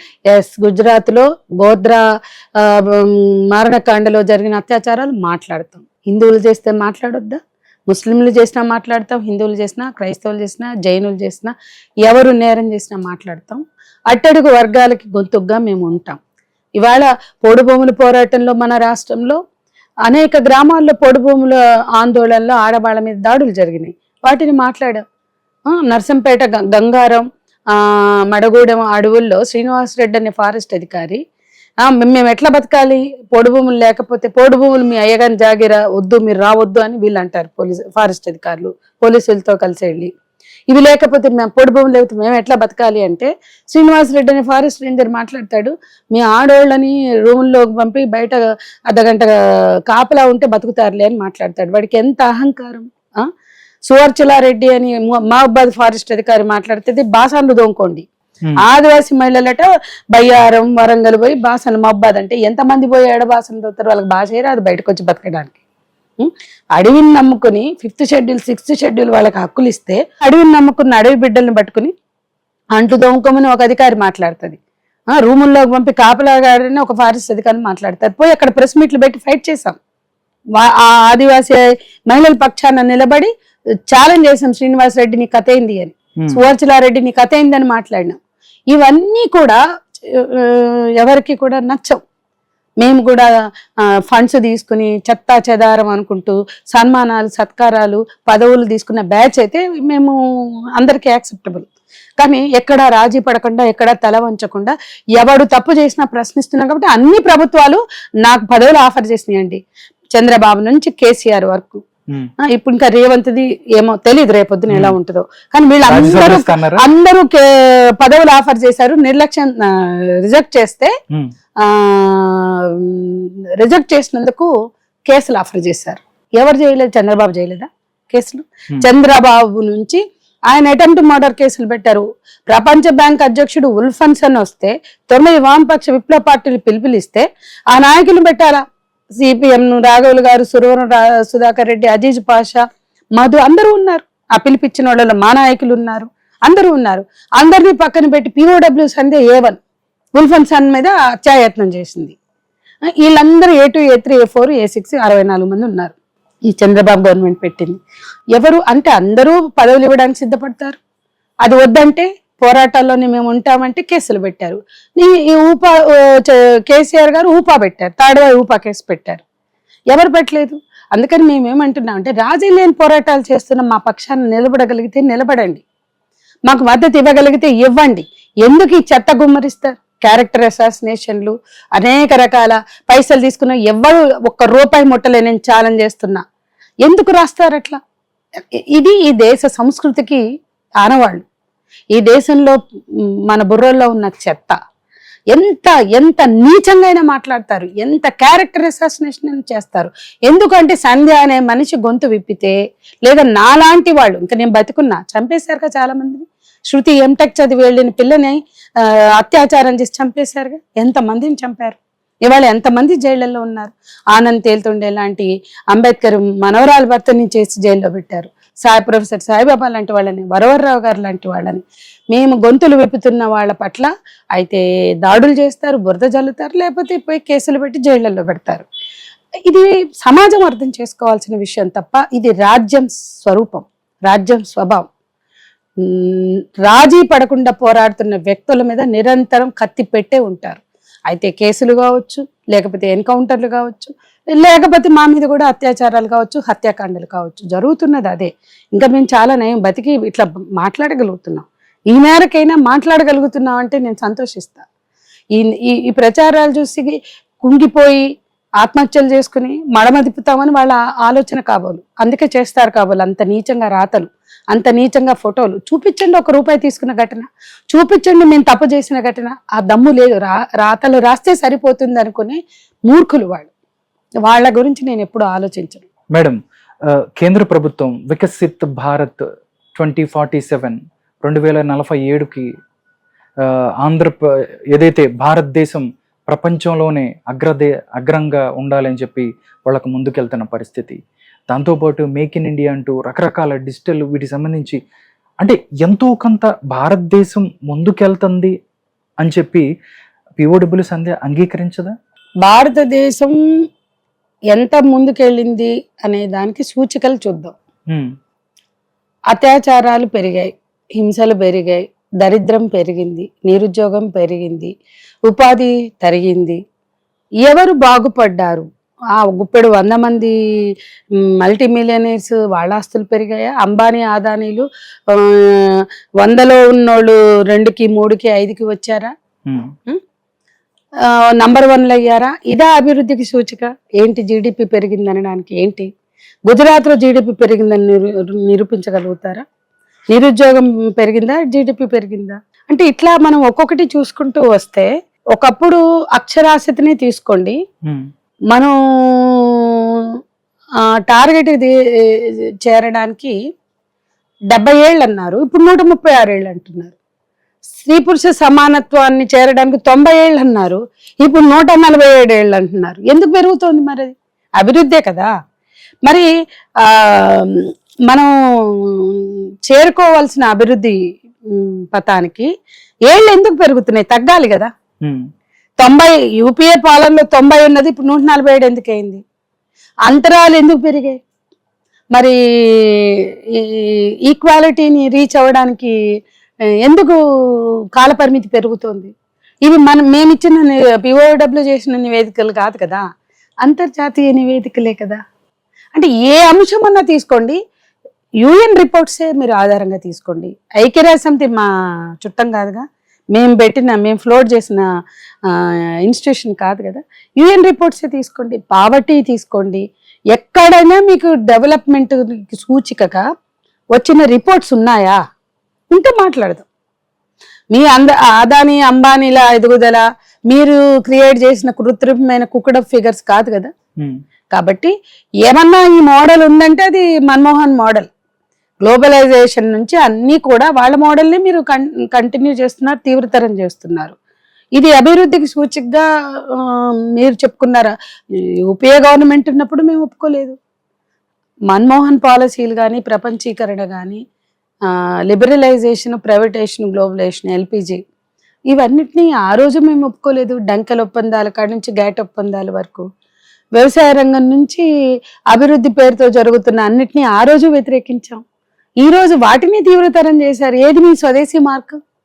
మేక్ ఇండియా, ఇప్పుడు వాళ్ళు ఆ రోజు చేసింది అదే, దానికి ఇంకో పేరు పెట్టి మేక్ ఇండియా చేసింది మీరే. ఏ కార్పొరేట్ నిరుత్సాహపరిచారు? ఏ ఎంఎన్సీని అడుగు పెట్టకుండా చేశారు? ఏ ఎంఎన్సీకి ధారాదత్తం చేయకుండా ఈ స్వదేశీ ఇండస్ట్రీస్ డెవలప్ చేశారు? చూపించండి, చూపించండి. అంటే ఇంతమంది స్వదేశీ బుర్జువాల్ని మేము తయారు చేసామని చూపించండి. స్వదేశీ పారిశ్రామికవేత్తలని మేము ఎంకరేజ్ చేసామని చూపించండి. వాళ్ళతో అనిపించండి ఎన్ని కంపెనీలు క్లోజ్ అయినాయి. దేశాన్ని ముందుకు తీసుకెళ్తానులోనో లేకపోతే అభివృద్ధి పదంలో తీసుకెళ్ళడానికి ప్రైవేటీకరణ చేస్తే తప్పంటారా మీరు? సరే, ప్రైవేటీకరణ మీద ఎవరికి ఉండే ఇది ఉన్నాయండి. అంటే ఇప్పుడు ఒకప్పుడు ప్రజలు భూములు ఇస్తేనే HMT, BHEL, Allwyn, Praga Tools, NFC, RFC, ECL ఇవన్నీ పెట్టారు. అక్కడ జనం, భూములు ఇచ్చిన జనము ఏ రోజు మా భూములు ఇచ్చామని అనలా, సంతోషించారు, వాళ్ళకి ఉద్యోగాలు వచ్చాయి. కానీ 100 ఎకరాల్లో భూములు తీసుకుని పబ్లిక్ సెక్టార్స్ పెట్టి ఎంతో మందికి ఉద్యోగాలు ఇచ్చారు. అక్కడి నుంచి వాటిని సిక్ చేసి వాటిని నిరుత్సాహపరిచే ఐడిపిఎల్ లాంటి వాటిని, ఐడిపిఎల్ సిక్ చేస్తే పుడుతుంది, అరవిందో పుడుతుంది, రెడ్డి ల్యాబ్స్ పుడుతుంది. రెడ్డి ల్యాబ్స్ అభివృద్ధి అవుతుంది, ఐడిపిఎల్ క్లోజర్ అవుతుంది. 100 ఎకరాల భూములు పడవ పెట్టి అక్కడ ఉద్యోగుల్ని రోడ్డు మీద వేసి, అంటే ఇది అభివృద్ధిగా చూడమంటారు. ఇది ప్రైవేటీకరణ అభివృద్ధి అంటే నేను చూడను. ఎందుకంటే పబ్లిక్ సెక్టార్స్ నిజంగా ఎంప్లాయ్మెంట్ ని క్రియేట్ చేసి, బిహెచ్ఎల్ అనేది ఒకటి ఏర్పడితే బిహెచ్ఎల్ చుట్టూ ఒక టౌన్షిప్ ఏర్పడింది. ఈసీఎల్ ఏర్పడితే ఈసీఎల్ చుట్టూ ఒక ఏఎస్ రావు నగరే ఏర్పడింది. అది అభివృద్ధి అంటారండి. కాబట్టి ప్రజలని భాగస్వామ్యం చేసి ప్రజల కేంద్రంగా జరిగేది అభివృద్ధి అంటారు. ఒక వ్యక్తో, ఒక కార్పొరేట్ సంస్థతో కేంద్రంగా అభివృద్ధి జరిగితే అది అభివృద్ధి కాదు. 3000 ఎకరాలు, 5000 ఎకరాలు తీసుకుంటామని శంషాబాద్ ఎయిర్పోర్ట్కి చేస్తే దాన్ని మా ఆందోళన, మేధా పట్కర్ లాంటి వాళ్ళని పెట్టుకుని మేము చేసిన ఆందోళన ఫలితంగా 3000 ఎకరాలు తీసుకున్నారు. 3000 ఎకరాల్లో ఇప్పటికే 500 ఎకరాలు కూడా వాళ్ళు వాడుకోలేదు. మిగతా అవన్నీ కార్పొరేట్ అవసరాలకి పక్కదోవ పట్టించారు.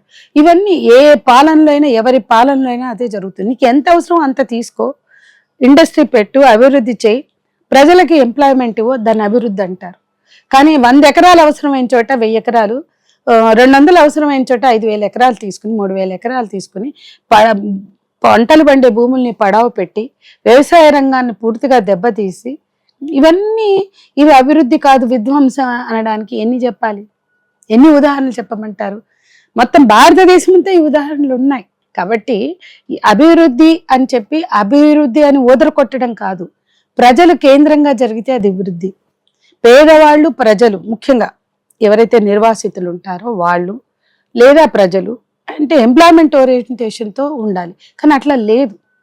అంటే ఏ కంపెనీ పెట్టినా కొన్ని ఉద్యోగాలు వస్తాయి, ఆ ఉద్యోగాలు చూపించి కాదు. కానీ ప్రజల భాగస్వామ్యం, ఇప్పుడు అదే పబ్లిక్ సెక్టార్స్ అనుకోండి, ఆ పబ్లిక్ సెక్టార్స్ అన్నీ కూడా నిజంగా డెవలప్మెంట్ని చూపించాయి.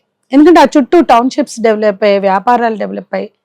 కానీ నేనేమంటున్నా అంటే ఆ ఉద్యోగాల పేరుతో వాళ్ళు ఆ కంపెనీలో జాబులు పొంది వాళ్ళు పని చేయకుండా వాళ్ళని ఆ యూనిట్స్ని సిక్ చేస్తే ప్రభుత్వాలు బాధ్యత వహించాలి. కానీ ప్రభుత్వ రంగం అంతా కూడా నష్టంలోకి వెళ్తుంది, ప్రైవేట్ రంగం అంతా లాభంలోకి వెళ్తుందని పక్కదోవ పట్టించారు. అంతే కదా. ఒకప్పుడు ఐడిపిఎల్ ఎలాంటి డ్రగ్స్ని, మేమందరం అక్కడ యూనియన్లు పెట్టిన వాళ్ళం, మేము ఎన్నోసార్లు వెళ్ళిన వాళ్ళం. అది ఎంతమందికి ఎంత మంచి డ్రగ్స్ని ఎంత తక్కువగా తీసుకొచ్చింది. అదే డ్రగ్స్ని పెట్టిన రెడ్డి ల్యాబ్స్, అరవిందో లాంటి వాళ్ళు అందులో పనిచేసి బయటికి వెళ్ళి పెట్టిన వాళ్ళు ఎన్ని కోట్లు గడించారు, వాటిని ఎన్ని రెట్ల ఎక్కువ రేటుకి అమ్మారు. ఇవన్నీ కూడా చర్చించగలిగితే మనకు అన్ని వాస్తవాలు అర్థమవుతాయండి. ఫార్మా ఇండస్ట్రీలో జరిగాయి కావచ్చు, ఇతర ఇండస్ట్రీలో జరిగాయి కావచ్చు. ఇదే అభివృద్ధిని ఓదర కడుతున్నారు. ఇది అభివృద్ధి కాదు అని నేను చెప్తాను. మేడం, ఇంకోటి మేడం, ఏదైతే కమ్యూనిస్టులు పాలిస్తున్న రాష్ట్రాల్లో కూడా అత్యాచారాలు అవ్వచ్చు, ఎంతో కొంత కొన్ని బాధలు అంటే జరుగుతున్నాయి. అంటే కేరళ లాంటిలో కూడా ఎంతో కొన్ని జరుగుతున్నాయి. అంటే దాన్ని కాదంటారా మీరు?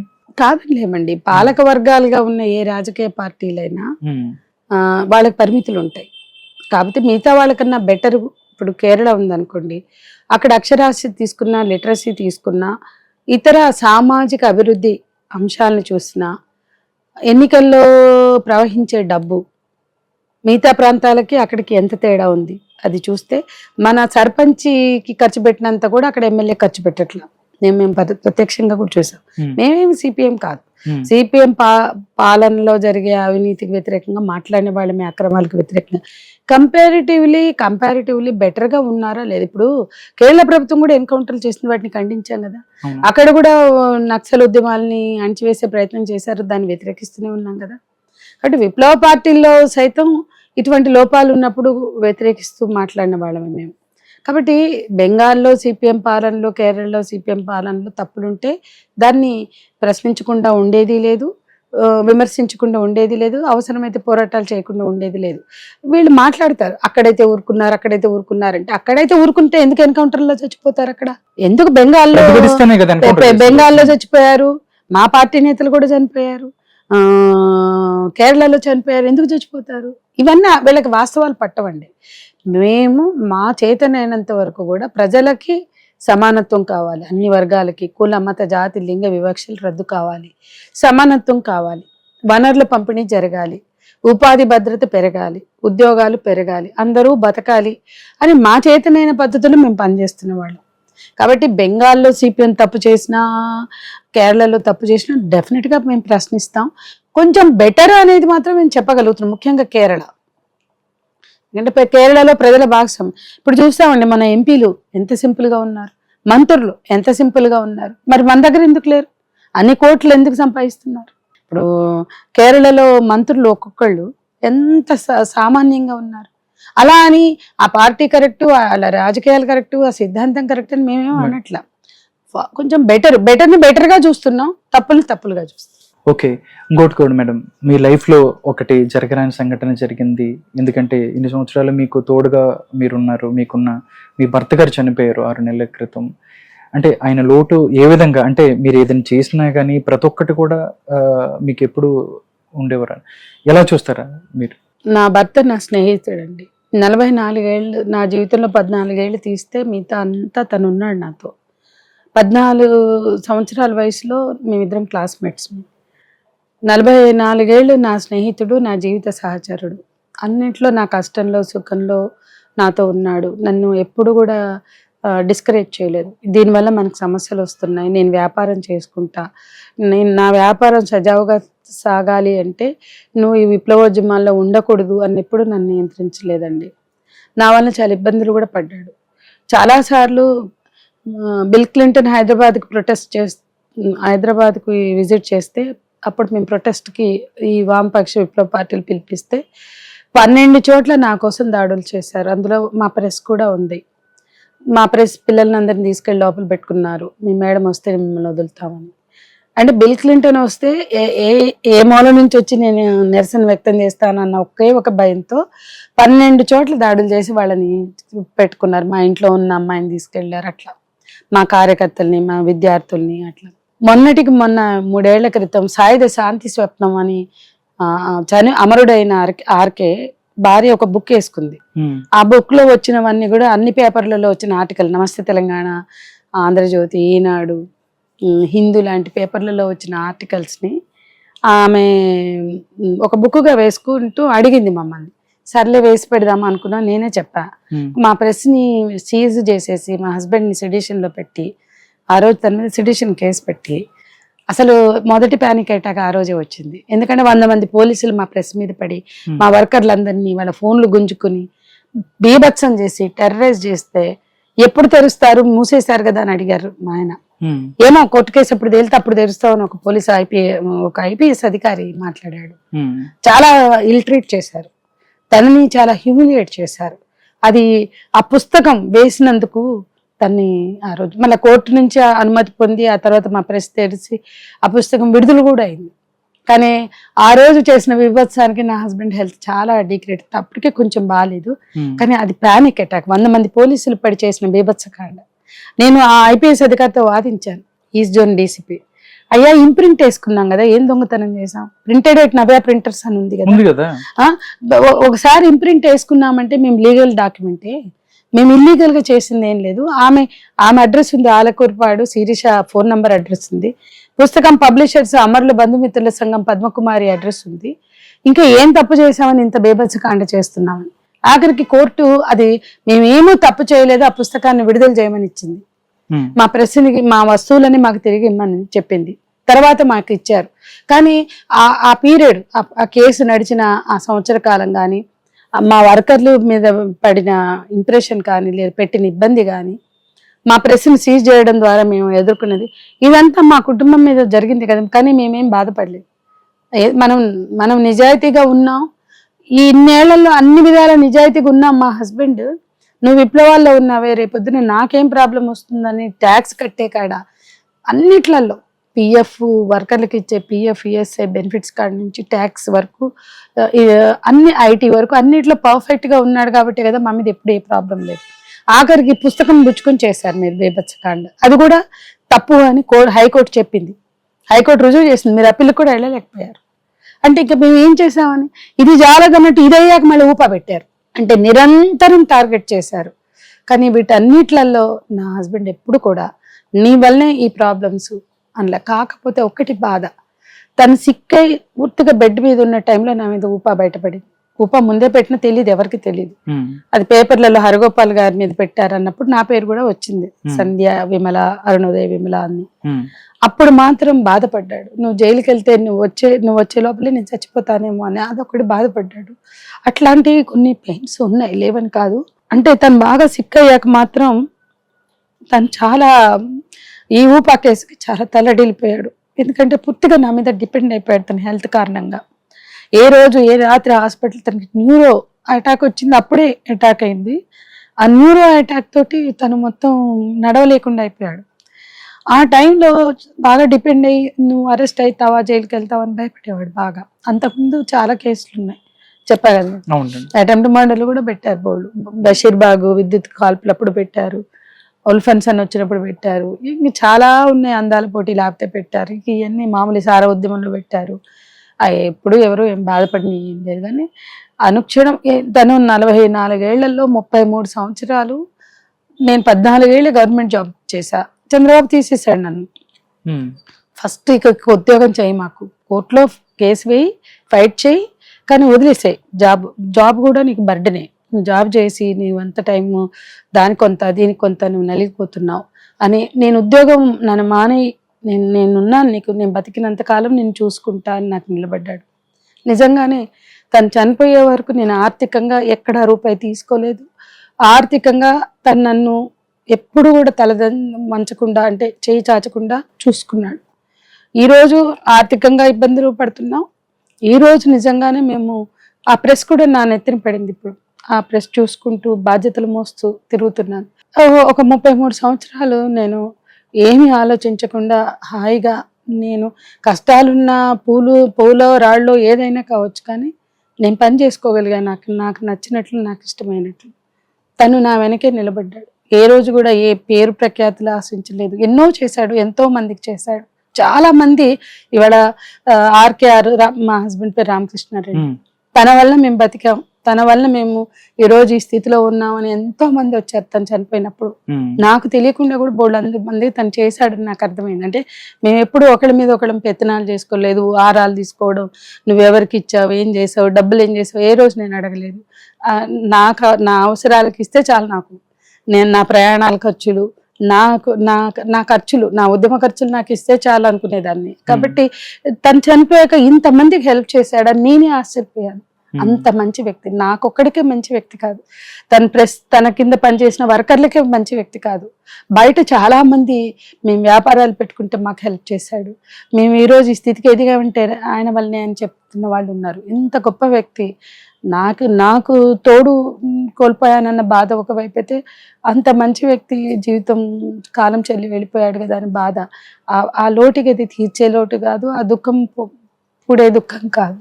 కానీ నా బాధ్యత నేను మర్చిపోను. నాకు 11 సంవత్సరాలు బాబు ఉన్నాడు, వాడి భవిష్యత్తు నా చేతిలో ఉంది. ఇంకా నేను 2 అమ్మాయిల్ని కూడా చూసుకుంటున్నా. ఇంకా చాలా మంది అమ్మాయిలు అబ్బాయిలు నా చుట్టూ ఉన్నారు. ఉద్యమం ఉంది. మేము మొదటి నుంచి కూడా సబ్జెక్టివ్గా బతికిన వాళ్ళం కాదు. మా మా మా సిద్ధాంతము, మా ఆశయాలు, మా లక్ష్యాలు ఒక ఆబ్జెక్టివ్ సూత్రాలే. మార్క్సిజాన్ని నమ్మి విప్లవోద్యమం పట్ల ఒక నిబద్ధతతో, ఆ విప్లవోద్యమం ఇచ్చిన స్ఫూర్తితో, ఎంతో మంది అమరులు ఇచ్చిన స్ఫూర్తితో పనిచేస్తున్న వాళ్ళం. ఆ అమరులు చేసిన త్యాగాల ముందు మేము బతికున్నామంటే మాది త్యాగమే కాదు. నా దృష్టిలో ఎప్పుడూ త్యాగం కాదు. బతికి చనిపోయిన వాళ్ళే త్యాగం చేశారు. బతికి ఉన్న వాళ్ళు ఉద్యమం కోసం, తమ నమ్మిన సిద్ధాంతం కోసం నిజాయితీగా చేసిన వాళ్ళు చేస్తున్నారు. నిజాయితీ లేని వాళ్ళు స్వార్థ ప్రయోజనాలని విప్లవోద్యమంలో కూడా చూసుకుంటున్న వాళ్ళు ఉన్నారు. విప్లవోద్యమం పేరుతో ముసుగులో కూడా స్వార్థపరులు ఉన్నారు. ఖచ్చితంగా అటువంటి స్వార్థపరులు ఉన్న చోట విప్లవోద్యమం దెబ్బతింటుందన్న బాధ ఉంది. కానీ చాలా మంది నాకు ముందు ఉన్నారు, నాతో పాటు ఉన్నారు, నా తర్వాత కూడా ఉండొచ్చు. విప్లవోద్యమం పట్ల నిబద్ధతతో, గౌరవంతో, ప్రజల పట్ల ప్రేమతో వచ్చిన వాళ్ళల్లో నేను ఒకదాన్ని. ఇప్పటికీ అదే నమ్మి పనిచేస్తున్నా. ఆ ఆర్ద్రత ఉన్నంత వరకు, ఆ కమిట్మెంట్ ఉన్నంత వరకే నేను పనిచేస్తాను. నేను రోజు మానుకుంటా కానీ ఈ ముసుగులు వేసుకోను, ఏ పదవులు ఆశించను. మేడం, అంటే 15 సంవత్సరాల నుంచి, మీకు 15 సంవత్సరాల నుంచి ఈ ఉద్యమాల్లో ఉన్నారు మీరు. 12 ఏళ్ల నుంచే మీరు ఉద్యమాల్లో ఉన్నారు. నేను మొదట అరెస్ట్ 9వ తరగతిలో కరీంనగర్ లో. అదే, అంటే మీకు 10 కూడా నిండిన వయసు నుంచే మీరు ఉద్యమాల్లో ఉన్నారు. చూస్తే అంటే మీరు సమానత్వం కోసం, లేకపోతే పేదవాళ్ళ కోసం, దాంతోపాటు ఆడవాళ్ళ కోసం, అంటే దళితుల కోసం, దాంతోపాటు గిరిజనుల కోసం, వీళ్ళందరి కోసం కూడా మీరు పోరాటం చేస్తూ వస్తున్నారు. అంటే మీరు అనుకునేది ఏంటి? అంటే సమానత్వం కావాలా, లేకపోతే పేదవాళ్ళు ఉన్నత వర్గాలుగా ఉండాలా, మీకేం కావాలి? అంటే ఇన్ని సంవత్సరాల సుదీర్ఘ పోరాటంలో ఎన్నో దెబ్బలు తగిలాయి, ఎన్నో కేసులు. మీరు చెప్తున్నారు 10 రోజులు మీరు కోర్టులకే తిరగాల్సిన పరిస్థితి, ఎన్నో దెబ్బలు తగిలాయి. దాంతోపాటు పదవులు కూడా మీకు చాలా ఆఫర్ చేసిన పరిస్థితి. చంద్రబాబు నాయుడు, కేసీఆర్, XYZ మీలు కూడా. అంటే పదవులు తీసుకోపోవటానికి కారణం ఏంటి? అసలు మీరు అనుకున్నది అసలు జరుగుతుందని మీకు అనిపిస్తుందా? అంటే ఇప్పుడు కాకపోయినా ఫ్యూచర్లో అయినా ఈ సమానత్వం, లేకపోతే అంటే ఒక POWs సంజనో, రామకృష్ణారెడ్డో, లేకపోతే వేరే వాళ్ళు కొంతమంది అనుకుంటే కాదు కదా, ఇవన్నీ అవ్వాలి అంటే అసలు మీకు అవుతుందని నమ్మకం ఉందా?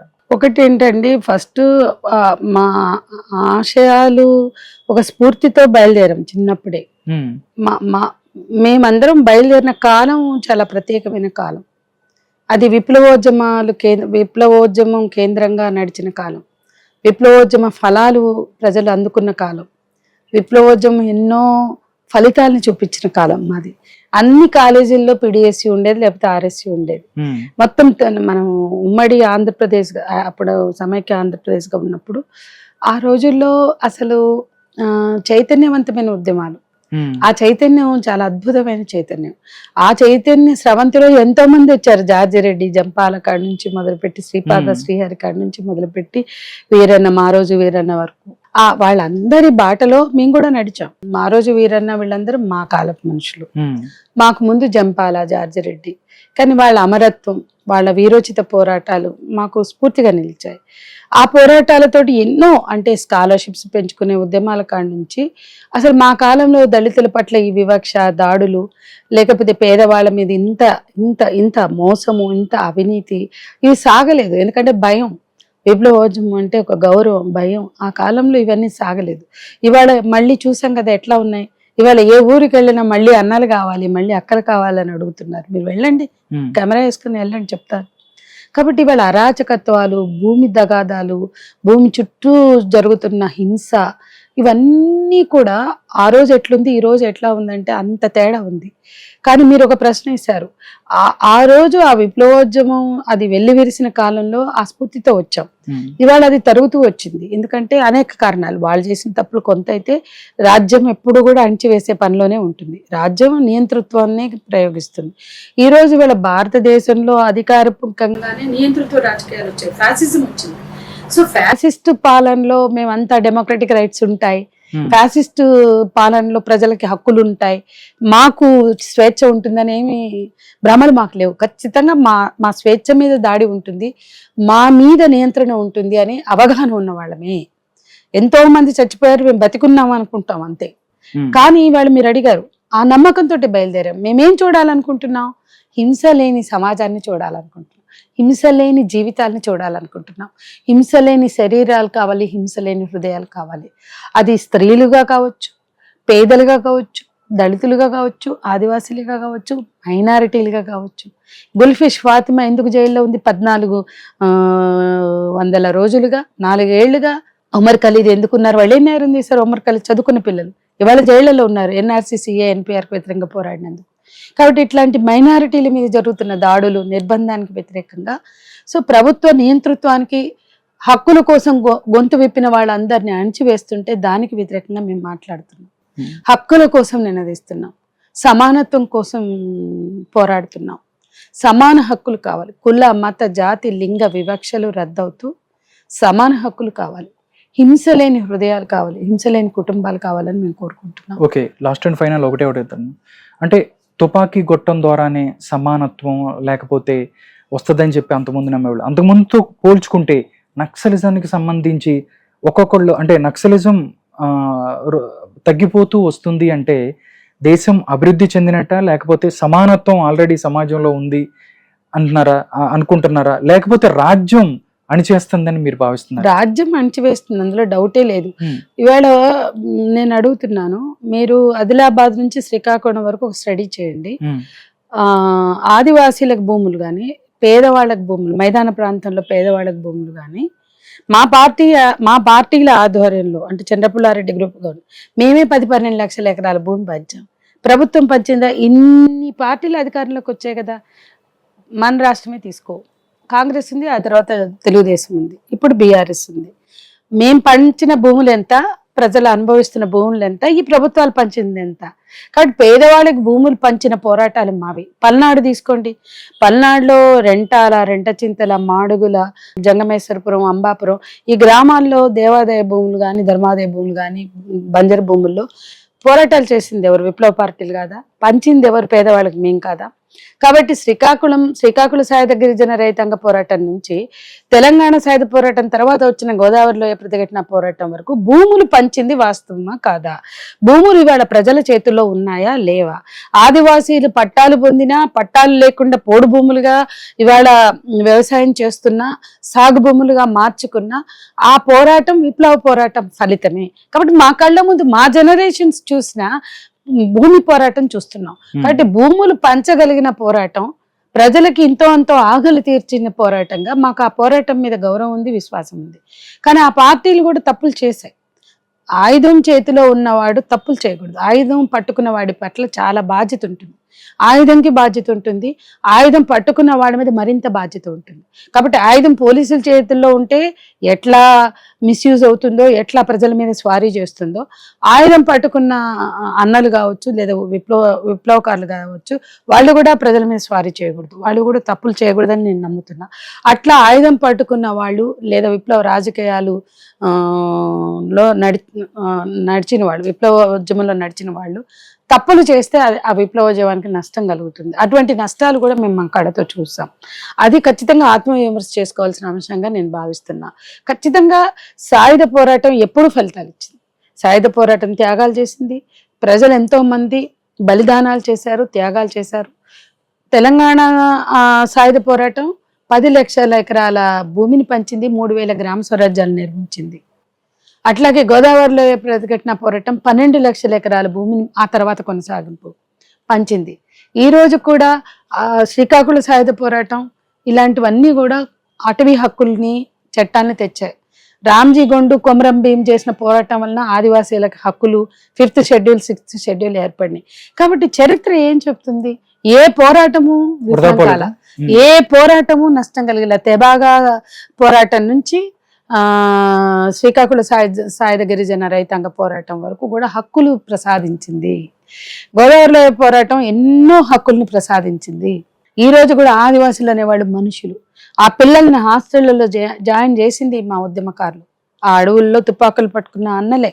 వాళ్ళ పిల్లల్ని తీసుకెళ్ళి బయట హాస్టళ్లలో పెట్టింది. నాకు ఇప్పటికీ తెలుసు ఎంతో మంది పిల్లలు ఇవాళ కాకతీయ యూనివర్సిటీ, ఉస్మానియా యూనివర్సిటీలో అక్క పలానా గోపన్న దళం మమ్మల్ని చదివించింది, ఆ రోజు మమ్మల్ని చిన్న చంద్రన్న మమ్మల్ని జాయిన్ చేశారు, పలానా అక్క మమ్మల్ని చేసింది, సీతక్కతో సహా అందరూ ప్రజలకు సేవే చేశారు.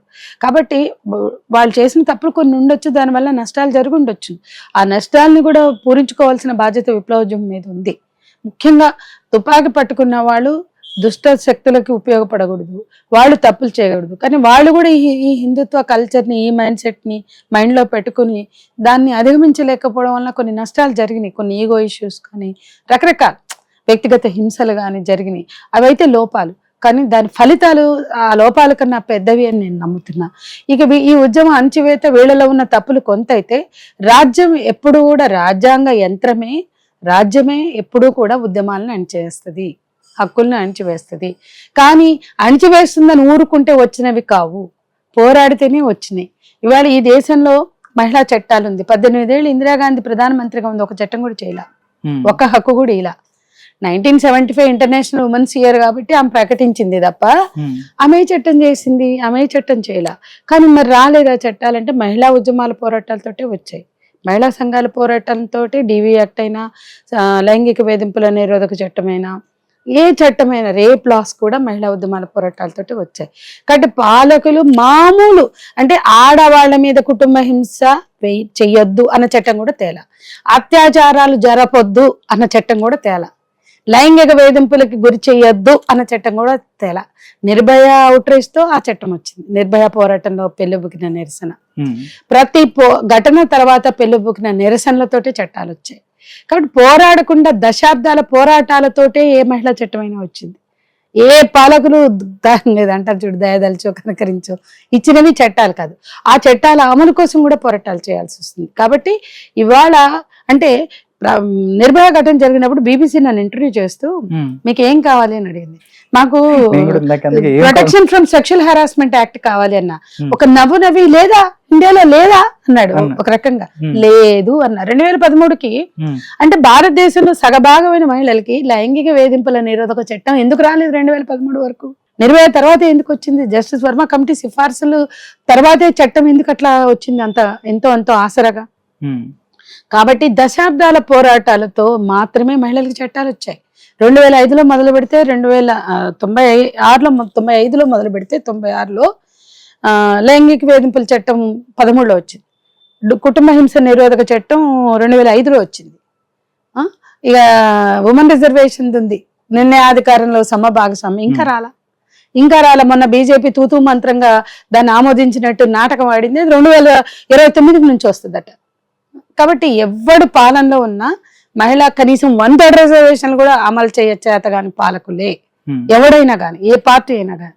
కాబట్టి మహిళలకు సమాన హక్కులు ఇవ్వడానికో, లేదా కుల మత జాతి లింగ వివక్షలను రద్దు చేసి సమానత్వం ఇవ్వడానికో, అంబేద్కర్ కలలు కన్న స్వరాజ్యాన్ని తీసుకురావడానికి, రాజ్యాంగాన్ని అమలు చేయడానికి ఏ పాలకులు సిద్ధంగా లేవు. అంతో ఈ హక్కులు ఎస్సీ ఎస్టీ అట్రాసిటీ యాక్ట్ వచ్చినా, ఉమెన్ ప్రొటెక్షన్ యాక్ట్స్ వచ్చినా అవి పోరాటాలతోటి వచ్చాయి. కాబట్టి పోరాటాల మీద విశ్వాసం నాకు పోలేదు, పోరాటాల పట్ల విశ్వాసం ఉంది. ఆ సిద్ధాంతాల పునాదిగా ఏర్పడిన మా ఆశయాల పట్ల కూడా మాకు నమ్మకం ఉంది. ఆచరణకు వచ్చి మా శక్తి ఉన్నంత వరకు చేస్తాం. మాతో మేము వ్యక్తిగతంగా వ్యక్తులుగా చేస్తున్న పోరాటాలు కావు, మేము సమూహాలుగా చేస్తున్నాం. ఆ సమూహాలు నిలబడినంత కాలం పోరాటాలు బతికే ఉంటాయి. ఇప్పుడు ఆపరేషన్ కగార్ అన్నారు, ఆఖరి యుద్ధం అని అమిత్ షా పేరు పెట్టాడు. ఆఖరి యుద్ధం చేయగలుగుతారా? జల్ జంగల్ జమీన్ ఇజ్జత్ హమారా అని పోరాడుతున్న ఆదివాసులది ఆఖరి యుద్ధం కాదు. వాళ్ళు చెప్తున్నారు జల్ జంగల్ జమీన్ ఇజ్జత్ హమారా అంటున్నారు. కాబట్టి ఆఖరి యుద్ధం అని కలలు కంటున్నాడు అమిత్ షా. ఎవరి కోసం? అంబానీ ఆదానీలకి హామీ ఇస్తున్నాడు. కార్పొరేట్లకు హామీ ఇవ్వడానికి, అంబానీ ఆదానికి నమ్మకం కల్పించడానికి నేను ఆఖరి యుద్ధం మొదలు పెట్టా అన్నాడు. బ్రిటిష్ వాళ్ళకు వ్యతిరేకంగా రామ్జీ గోండు కొమరం భీములు మొదలుపెట్టిన పోరాటం హక్కులు సాధించిందే తప్ప ఈ రోజు ఆపరేషన్ కగారు కూడా ఆఖరి యుద్ధం కాదు. ఆదివాసీలు తలలు వంచరు, రాజీ పడరు, పోరాడతారు. కాబట్టే కదా వాళ్ళ కోసం గొంతు విప్పిన ఒక క్రిస్టియన్ ప్రీస్ట్ని చంపారు మీరు, స్టాన్ స్వామి. ఒక స్ట్రా అడిగితే ఇవ్వలేని ప్రభుత్వాలు హక్కుల గురించి మాట్లాడతాయా? ఈ మతస్థులు స్టాన్ స్వామికి ఎందుకు ఒక స్ట్రా ఇవ్వలేదని ప్రశ్నించండి. మా మీద ట్రోల్ చేసేవాళ్ళు. ఆయన ఏం చేశాడు? అంత పెద్ద ఎడ్యుకేటెడ్, ఎన్నో పిహెచ్డీలు ఉన్నాయి. ప్రపంచంలో అత్యంత విద్యావంతుడు. పేద ఆ మధ్య భారతంలో పేద ఆదివాసీలని వాళ్ళ హక్కులు మాట్లాడినందుకు అతను తీసుకుపోయారు.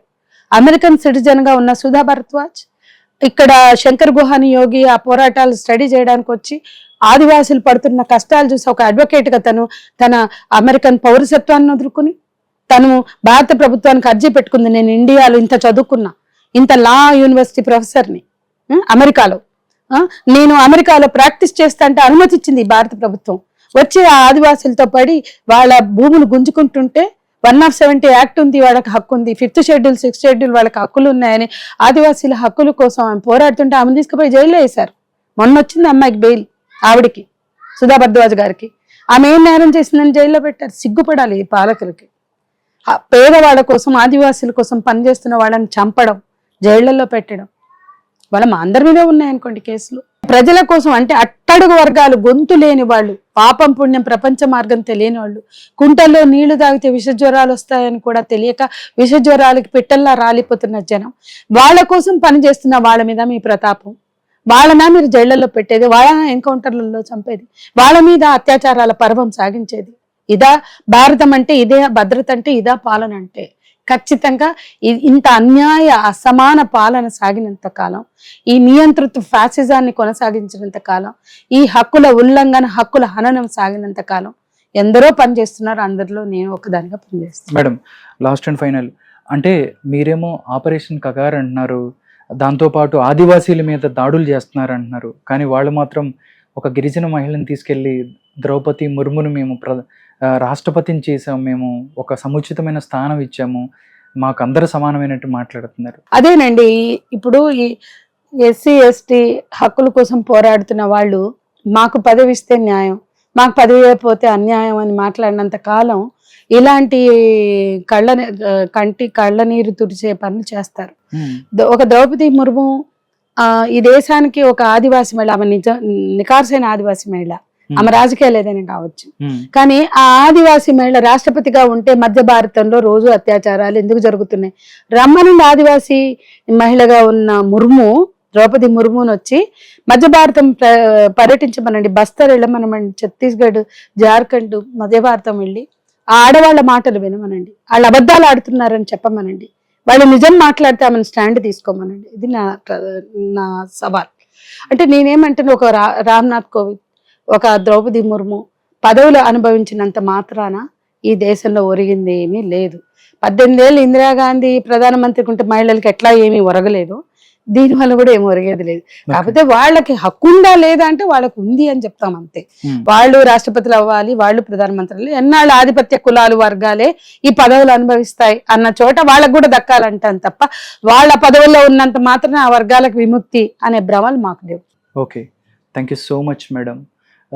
చివరిగా మీరు చెప్పండి మేడం, ఎవరైతే కోల్కతా అభయ కేసుకు సంబంధించి గవర్నమెంట్ అవ్వచ్చు, భారత గవర్నమెంట్ అవ్వచ్చు, లేకపోతే వెస్ట్ బెంగాల్ గవర్నమెంట్ ఎలాంటి చర్యలు తీసుకోవాలి, సత్వరంగా వీళ్ళకి న్యాయం చేయాలి? అంటే న్యాయం చేయడం అంటే ఇంకా ఆ అమ్మాయి లేదు మేడం, అంటే కుటుంబానికా లేకపోతే అంటే యావత్ భారతదేశానికి ఒక భరోసా ఇవ్వాల్సిన పరిస్థితి ఏదైతే భారతదేశ మీద ప్రభుత్వం మీద ఉంది, దాంతోపాటు ఎవరైతే ఇక్కడ వెస్ట్ బెంగాల్ గవర్నమెంట్ మీద కూడా ఉంది మేడం, ఏం చెయ్యాలని మీరు చెప్తారు? మేమేం అడుగుతున్నామంటే, ఆ కుటుంబంతో పాటు ఈ ఘటన చుట్టూ జరిగిన అనేక అంశాలు బయటకు వచ్చాయి కదా, వాటన్నిటిని కూడా పరిష్కరించాలి.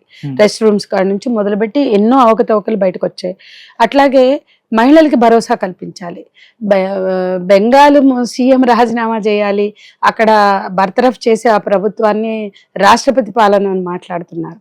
అంతకన్నా ఘోరంగా అనేక రాష్ట్రాలు ఉన్నాయి, మరి అవి కూడా బర్తరఫ్ చేస్తారా? కాబట్టి వాళ్ళు జరగవలసింది, భారత ప్రభుత్వం బీజేపీదే, బెంగాల్ ప్రభుత్వం తృణమూల్ది. కాబట్టి బెంగాల్ ప్రభుత్వం హయాంలో జరిగిన తప్పులు సరిదిద్దాలంటే సిట్టింగ్ జడ్జితో విచారణ జరిపించాలి, బాధితురాల కుటుంబానికి న్యాయం జరపాలి, నష్టపరిహారం చేయాలి, నేరస్తులు ఎవరున్నా ఎంతమంది ఉన్నా వాళ్ళని కఠినంగా చట్టబద్ధంగా శిక్షించాలి. దాంతోపాటు ఆ రోజు నిర్భయ ఘటన తర్వాత నిర్భయ చట్టం వచ్చిన సందర్భంగా 1000 కోట్లు కేటాయించారు యూపీఏ ప్రభుత్వం. ఆ సందర్భంగా సోనియా గాంధీ అసెంబ్లీలో ఒక ప్రసంగం చేశారు. ఏమని చేశారు అంటే, ఆమె ఏమన్నారు అంటే, ఈ దేశంలో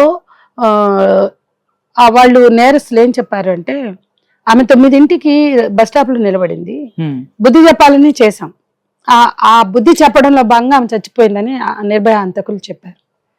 ఆ విషయంలో సోనియమ్మ మాట్లాడుతూ ఏమన్నదంటే, ఆమె ఎక్కడన్నా నిలబడి బహిరంగ ప్రదేశంలో నిలబడింది, బహిరంగ ప్రదేశాల్లో ఆడవాళ్ళు నిలబడడం కూడా తప్పుగా చూస్తున్న రోజుల్లో బహిరంగ ప్రదేశాల్లో మహిళల భద్రత అనేది ఎజెండాలోకి ఇంకా రాలేదు, ఇప్పటికి కూడా రాలేదు, ఈ క్షణం మనం ఇంటర్వ్యూ చేస్తున్న క్షణంలో కూడా రాలేదు. ఇంకా ఆ చట్టం రాలేదు, నిర్భయ యాక్ట్ వచ్చింది కానీ బహిరంగ ప్రదేశాల్లో మహిళల భద్రత అనే దాని మీద పారామీటర్స్ లేవు, రూల్స్ రెగ్యులేషన్స్ లేవు. అవి రావాలని మేము అప్పటి నుంచో మాట్లాడుతున్నాం. జస్టిస్ వర్మ కమిటీ సిఫార్సుల్లో కూడా ఉన్నాయి. అయితే నిర్భయ చట్టం సందర్భంగా ఒక మంచి పని చేశారు, 1000 కోట్లు క్యాంపెయిన్ కి పెట్టాలని. ఎట్లా క్యాంపెయిన్ అంటే, ఎక్కడన్నా ఉండని, ఎట్లన్నా ఉండని, ఎప్పుడన్నా ఉండని ఆమె ఎవరైనా కానీ ఆమె ఒంటి మీద చేసే హక్కు ఎవరికి లేదు. అంటే అర్ధరాత్రి ఉందా, సరైన బట్టలు వేసుకుందా, లేదా ఒంటరిగా ఉందా, నిస్సహాయంగా ఉందా, అయితే ఏంటి, అది నీకు ఇచ్చిన ఛాన్స్ కాదు, నీకు దొరికి వచ్చిన అందిపుచ్చుకున్న ఛాన్స్ కాదు. కాబట్టి ఆమె అంగీకారం లేకుండా ఆమె ఒంటి మీద చెయ్యి వేయొద్దు అన్న స్పృహ కల్పించాలి. ఆమె మైనర్ అయితే అంగీకారంతో పనిలేదు, అసలు ఒంటి మీద చేసే సవాలే లేదు. ఇది ఈ సమాజానికి అందించవలసిన మెసేజ్. అట్లాంటి క్యాంపెయిన్ చెయ్యాలని మేము నిర్భయ సిఫార్సుల్లో పంపాం, జస్టిస్ వర్మ కమిటీ సిఫార్సులకు పంపాం. అవన్నీ అమల్లోకి రాకముందే దానికోసం, ఆ క్యాంపెయిన్ కోసం 1000 కోట్లు కేటాయించింది 2013లో ప్రభుత్వం. కానీ ఆ తర్వాత వచ్చిన 2014లో వచ్చిన గవర్నమెంట్ దాన్ని 100 కోట్లకు మార్చింది. క్యాంపెయిన్ అసలు చేయట్లేదు. ప్లస్ ఆ 1000 కోట్లు కూడా తీసుకెళ్లి పటేల్ విగ్రహం కట్టడానికి డైవర్ట్ చేశారు. కాబట్టి ఈ ప్రభుత్వానికి మహిళల భద్రత అసలు ఎజెండాలో లేదు. బెంగాల్ గురించి ఏదో రాజకీయం చేస్తున్నారు తప్ప భారతదేశంలో నిర్భయ యాక్ట్ ప్రచారం కోసం ఏమైనా పనిచేసిందా? చేయదు. కనీసం వచ్చిన ఆ చట్టాన్ని కూడా అమలు చేయదు, ప్రచారం చేయదు. పల్స్ పోలియో ఎరాడికేట్ చేయడానికి అమితాబ్ బచ్చన్ నుంచి ఆమీర్ ఖాన్ దాకా మాట్లాడించి 2 చుక్కలు వేయండి, పోలియోని నివారించండి అని చెప్పగలిగిన ఈ ప్రభుత్వాలు ఆమె అంగీకారం లేకుండా ఆమె ఒంటి మీద చేయొద్దని ఎందుకు చెప్పరండి? అసలు అత్యాచారం చాలా హీనమైన నేరం, అది చేస్తే ఎవడు తప్పించుకోలేడు, అది తీవ్రమైన నేరం. అసలు అత్యాచారం చేసే హక్కు నీకు ఎవరికి లేదు, ఎలాంటి అవకాశం వచ్చినా సరే నువ్వు చేయకూడదు అని ఎందుకు చెప్పరు? పులిరాజాకి ఎయిడ్స్ వస్తుందా అనేది మీరు తీసుకుంటే, ఒకే రోజు భారతదేశంలో ఉండే అన్ని ప్రింట్ మీడియాలో నిలువెత్తు ప్రకటనలు వచ్చినాయి, అన్ని ఎలక్ట్రానిక్ మీడియాల్లో 30 రోజుల క్యాంపెయిన్. బట్టలు ఉతికే ధోబీ కాడ నుంచి కారు డ్రైవర్, ట్రక్ డ్రైవర్ కాడ నుంచి, ఇంజనీర్ కాడ నుంచి, డాక్టర్ కాడ నుంచి, టీచర్ కాడ నుంచి, ప్రతి ప్రొఫెషనల్ ని తీసుకొని పులిరాజాకి ఎయిడ్స్ వస్తుందా అంటే ప్రశ్న, ఎయిడ్స్ వస్తుందా అంటే వస్తుందా రాదా, వస్తుందా రాదా, 30 రోజుల క్యాంపెయిన్ చేసి భారతదేశంలో ఉండే అన్ని భాషల్లో, అన్ని ఎలక్ట్రానిక్ మీడియాలో 30 రోజు చెప్పారు పులిరాజాకి ఎయిడ్స్ రాదు, కండోమ్ వేసుకుంటాడని. అంత బాగా చెప్పగలుగుతారు వీళ్ళు దలుచుకుంటే. అంటే హెచ్ఐవి విదేశీ ఫండ్స్ తో, బిల్ గేట్స్ ఫండ్స్ తో మీరు క్యాంపెయిన్ చేస్తారు. పల్స్ పోలియో చుక్కలు వేయడానికి విదేశీ ఫండ్స్ తో క్యాంపెయిన్ చేస్తారు. మీకు ఎవడు ఫండ్స్ ఇవ్వలేదని మహిళల భద్రత కోసం చేయట్లేదా? ఆ 1000 కోట్లు ఎందుకు కేటాయించలేదు? 100 కోట్లుగా ఎందుకు దిగజార్చారు? ఆ 100 కోట్లు 29 రాష్ట్రాలకు ఎట్లా పంచారు? అవి ఎట్లా వాడారు చెప్పండి. There is no review.